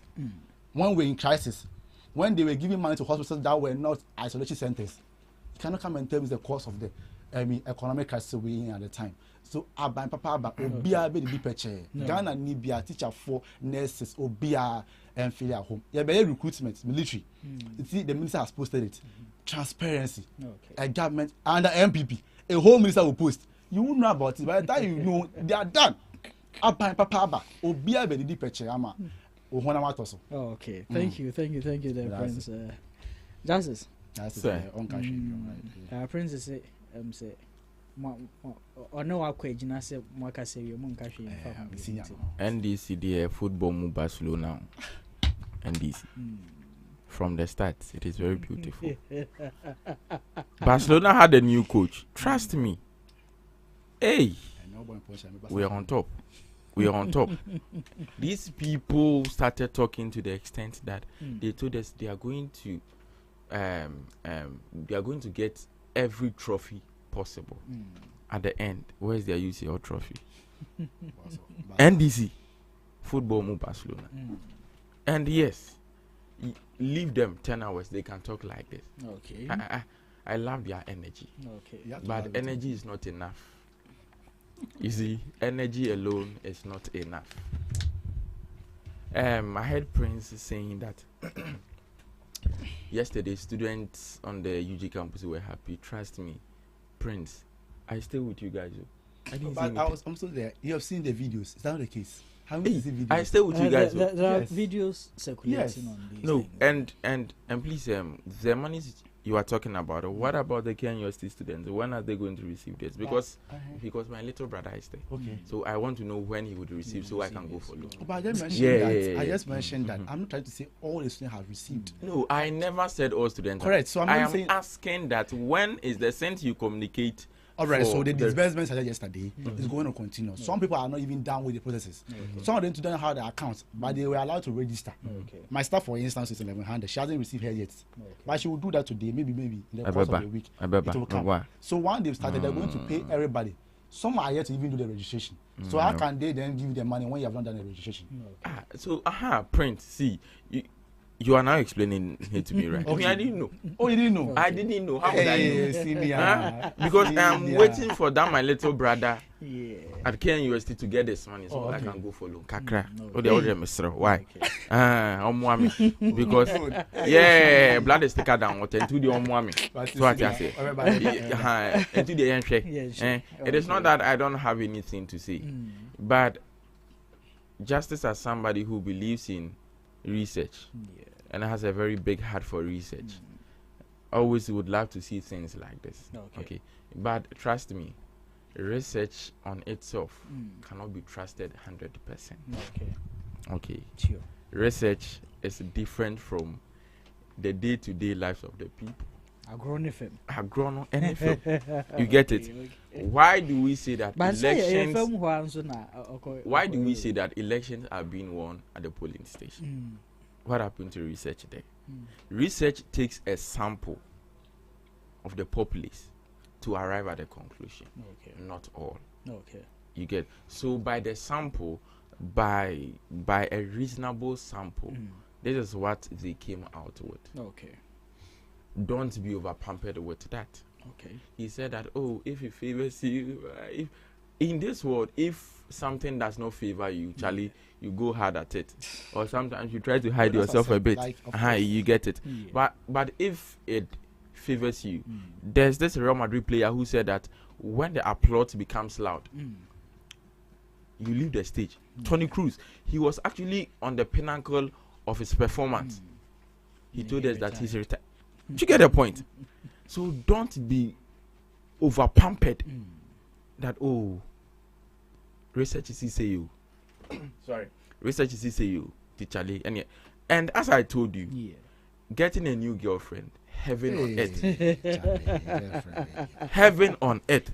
And I'm telling you, that is how, if you really want to put your eyes on the ground, that is how our political journey has been like. Okay. Every government from the start. It looks gloomy. Good. Okay. So we should be expecting the bombs. I'm not saying we should expect the bombs, but before we get overly excited, let us get to a reasonable point. You just started. Okay. You just started, honestly. Yes. So you don't cover all glory when you just started. Okay. You still have so many days ahead. Okay. Okay. Let us get to a reasonable point where we feel that here we can really decide. Okay. You get my point. So yes. But he started Okatechi FIFA. Then tell him to stop criticizing because you are Okatechi is not criticizing. Okatechi even says that okay. He understands the role of the people because Okatechi is my boss. Because right now it is a fresh government. And now things are going. You get it.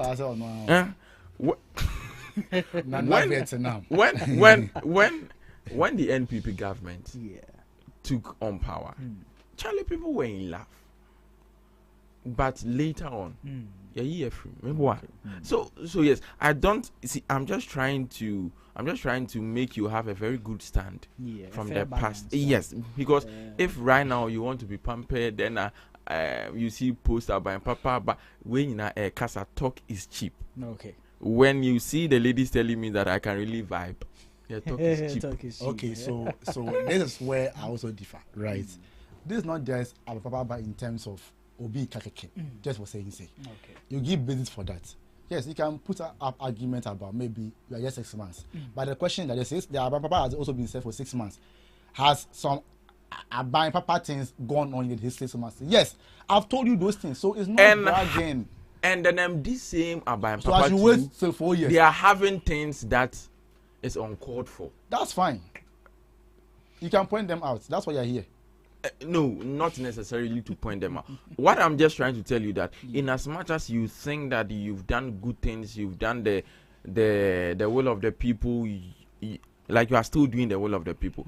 Try to have it at the back of your head that there have been instances where you had it wrong, even within these 6 months that you feel that you feel that are we not here that we heard that some appointees are having false certifications?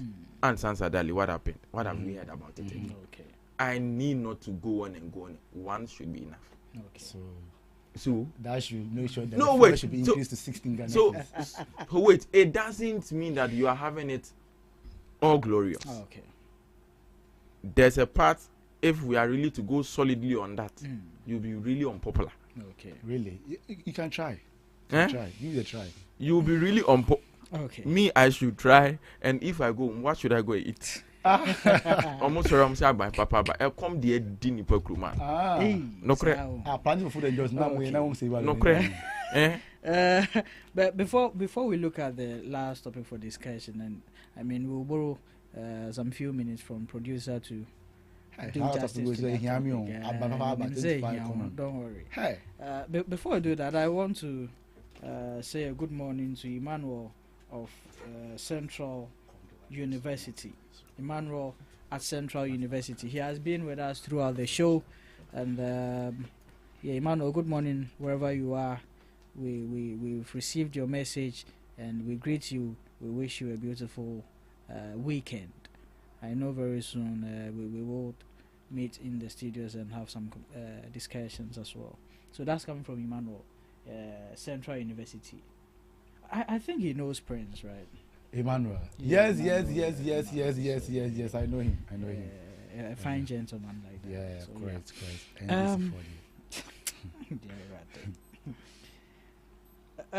On to the last topic. 24-hour economy. Last 3 days it got launched. Yeah, I mean, it's a good initiative, a good policy. But then we are looking at, are we really ready for this? How ready are we as a country for the 24-hour economy in terms of funding, in terms of how ready are we?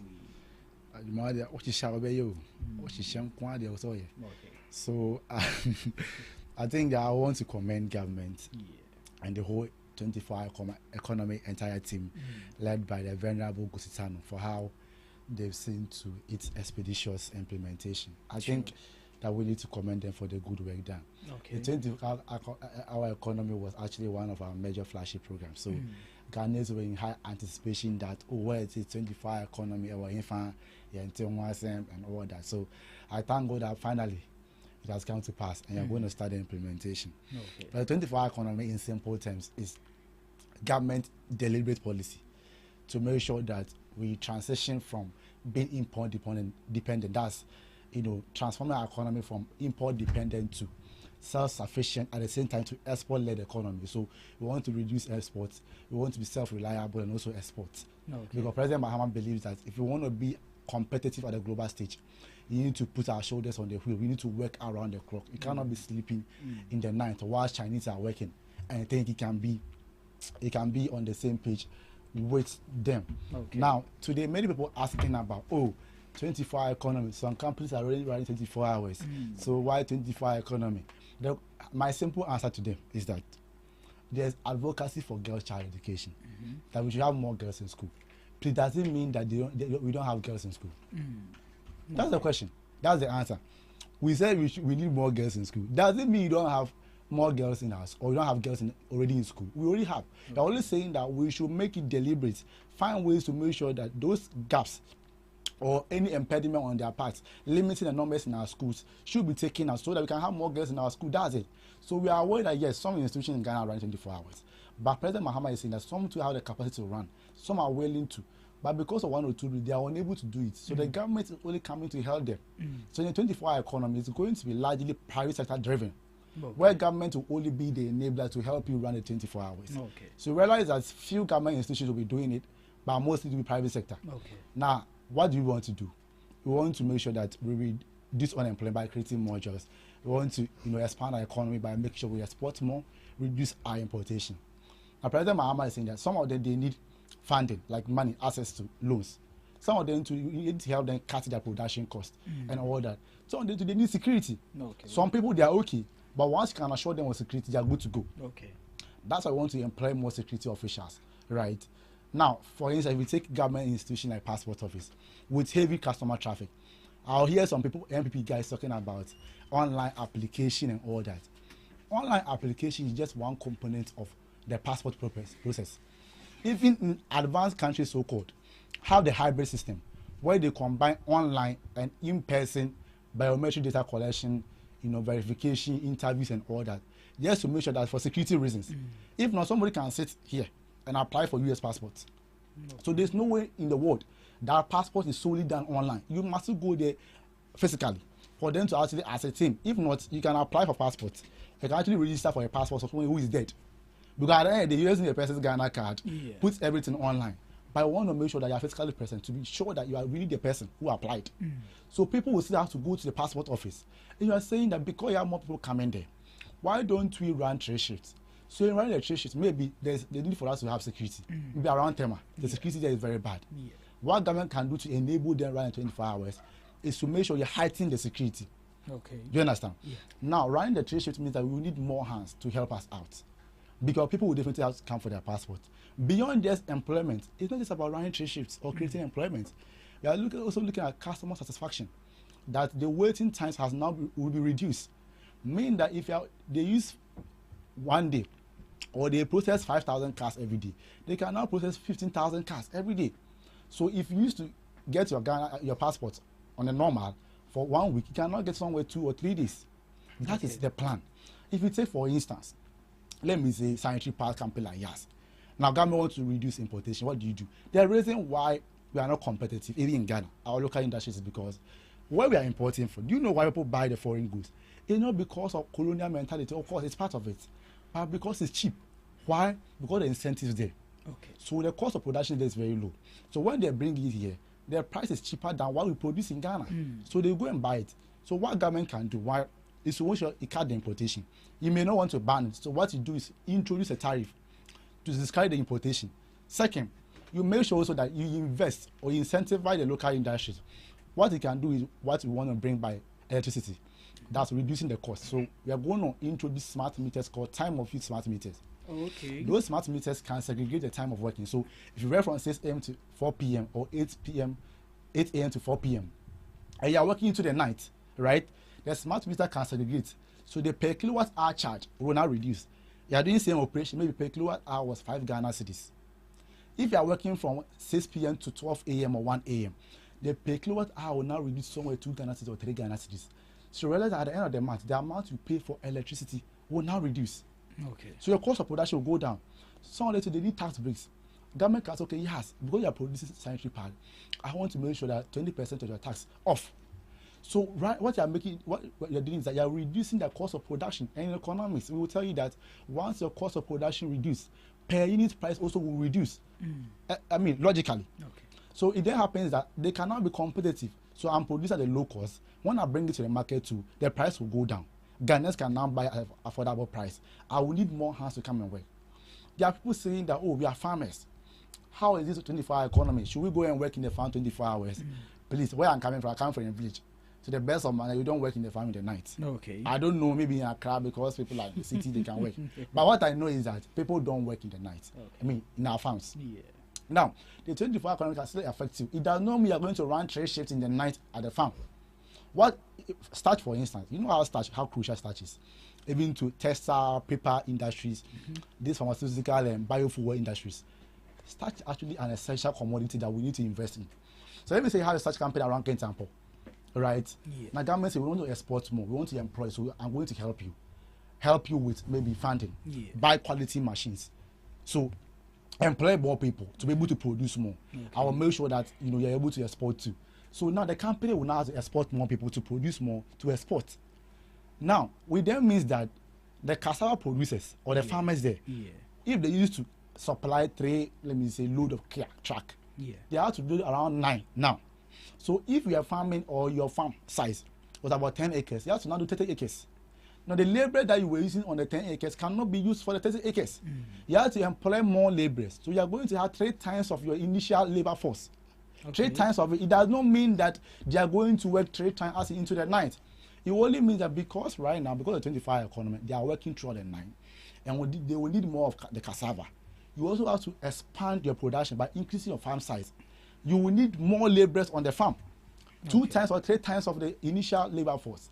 25 economy has come to make sure Ghanaians have decent jobs. Okay. And we want to make sure that, look, we want to export more, create competition. That's what government is saying, that those that will go to agribusiness, value supply chain, value chain, they want to add value to what we produce in Ghana. They want to even invest more. So there are various sectors, depending on the support that government will give. Value chain, for instance, we want to invest there more because we believe that we are exporting raw materials.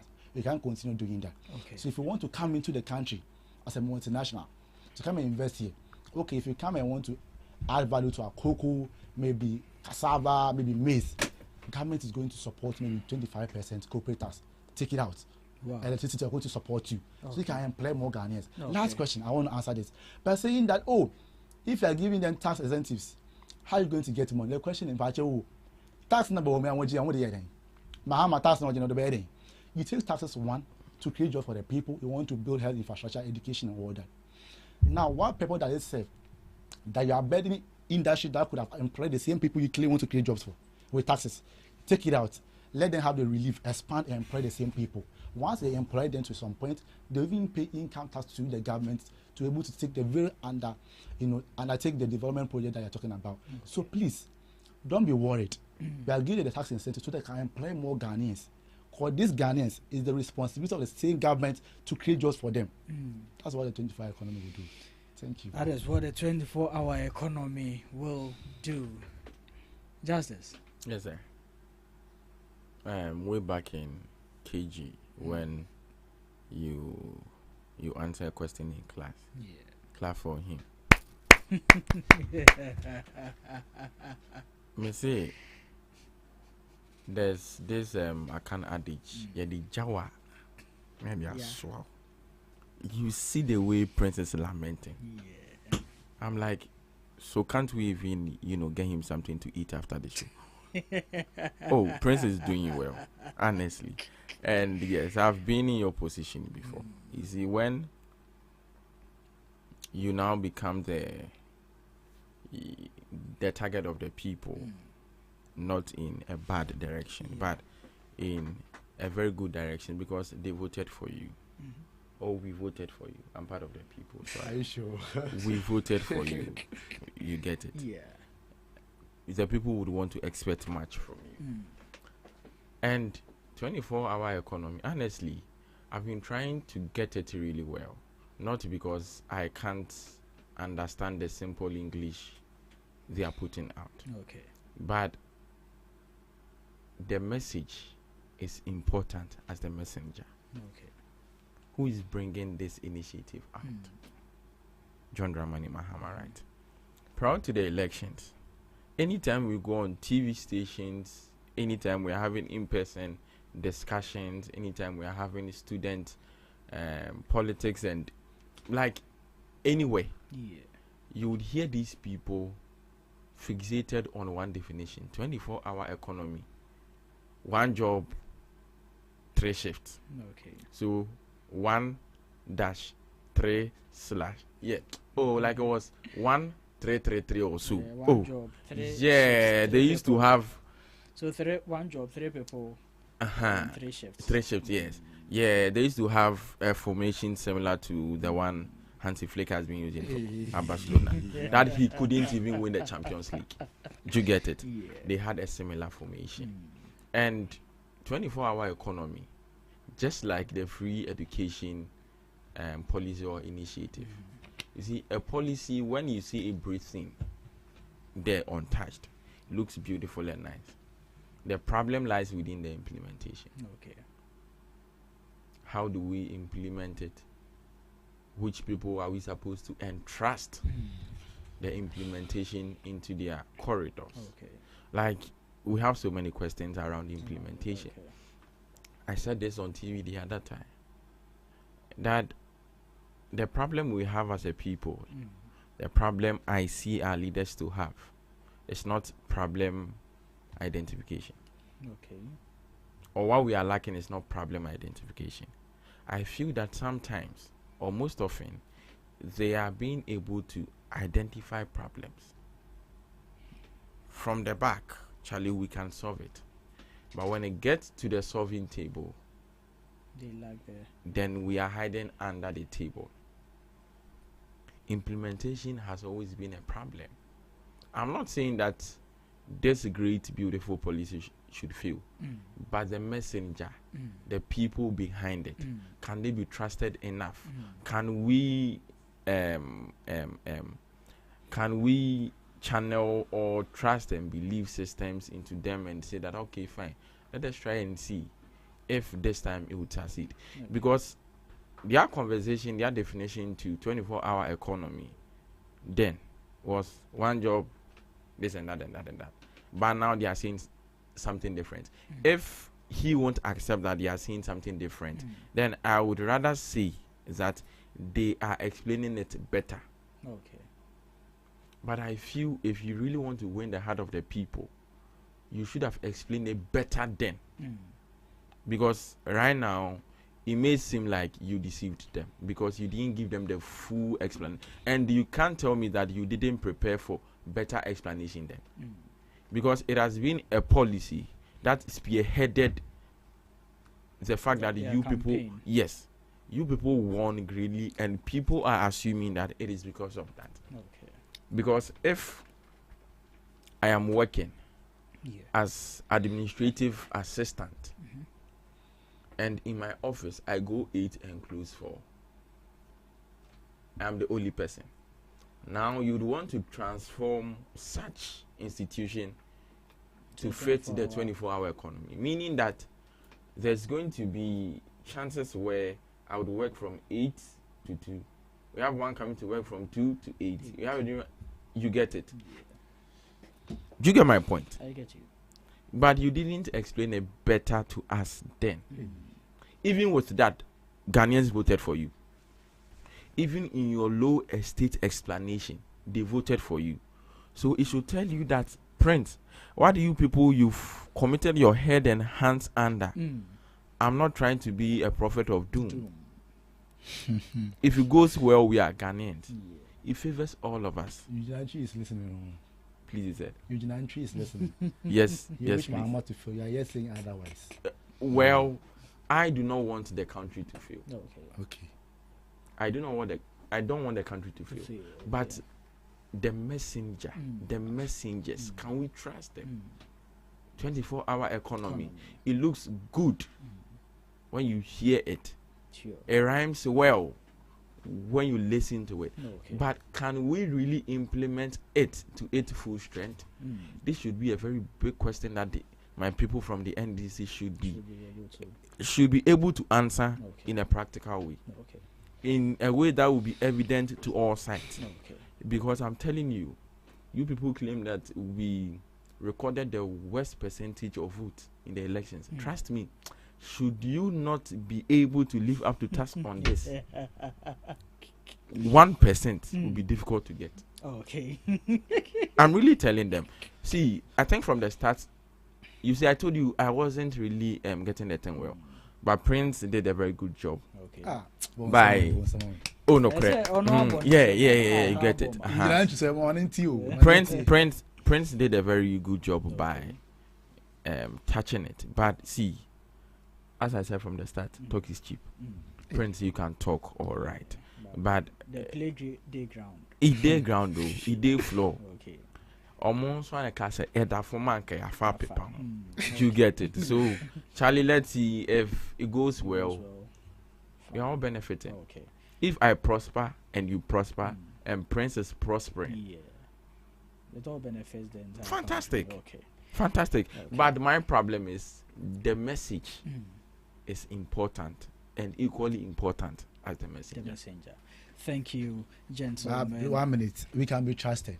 Please. When we're coming, we told the good people of Ghana we will reduce inflation. We have done it by reducing 13.7.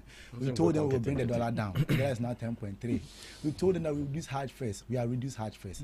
We told them that look, we are going to do national apprenticeship program. We have started. So that's the same way we have started. No fee stress. You saw people were jubilating. So please, my brother, Ghanaians should trust that because evidence they ground already. This is not prophecy. This kind of evidence too doesn't erase some kind of evidence we had about you in some time ago. By the time you are dealing with it now, President Mahama said he has come. Now you want us to deal with it now. Then never and ever again go anywhere and talk about the past or talk about the past government. Never. Yeah. If Prince. Right now, see, everywhere you go, I'll follow you. Prince, see, everywhere you go, my eyes will be after you. And then, yes, if I see you talk about the past government, I'll just tell them to sack you from wherever you are. Because you said it here and then it is on record.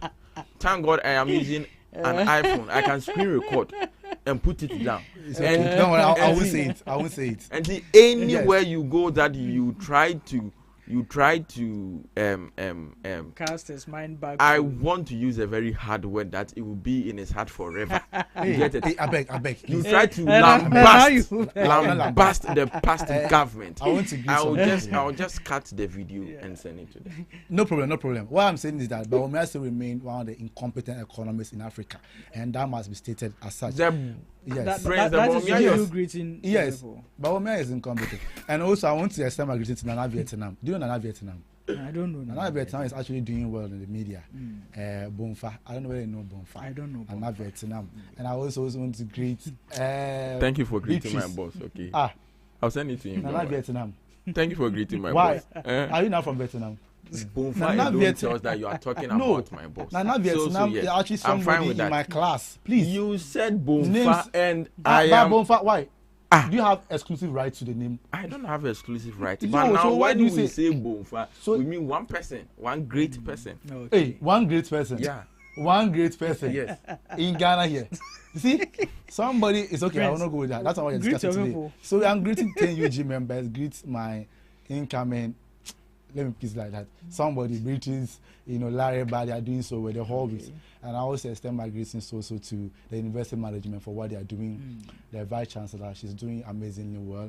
Wi-Fi hotspots for mostly actually for non-resident. I think it's a very good thing. And also greet President Mahama and greet his wife. You see, for you to succeed, your wife must succeed. As my brother was giving the relationship counseling here, President Mahama, Lordina Mahama, Oba Papa, our man pa, Emma Ghana for. Today, as I speak, I think I want to thank the president also that when they went to the Achandale prayer, somebody actually, I think the, what do you call it? Rod actually fell the president to pick it. He didn't say that, pick it, hey. The chiefs, we were sitting down, he was greeting, they didn't ask anyone to stand up. I think that he's doing very well in that regard. Thank you. Thank you there, Prince. Justice, your last words before. I think even from the start, I couldn't even greet our viewers. I'm so sorry about that. So a very good morning to our wonderful listeners and then viewers as well. I just saw that my little sister commented on Facebook, I'm very happy. My beautiful little sister. So little, I said brother. Prince, you shouldn't be forgetting things like that. Okay, sorry. Prince, if you try to move on this, Shagana for Bebo Ball, fucking Mr. You're a fine gentleman. Okay, that's fine. So yes, all my wonderful people, all my loved ones, my crew, the fathers, and my parents, my loved ones. Literally everybody. God bless us all and then make Ghana great and great again. Sure.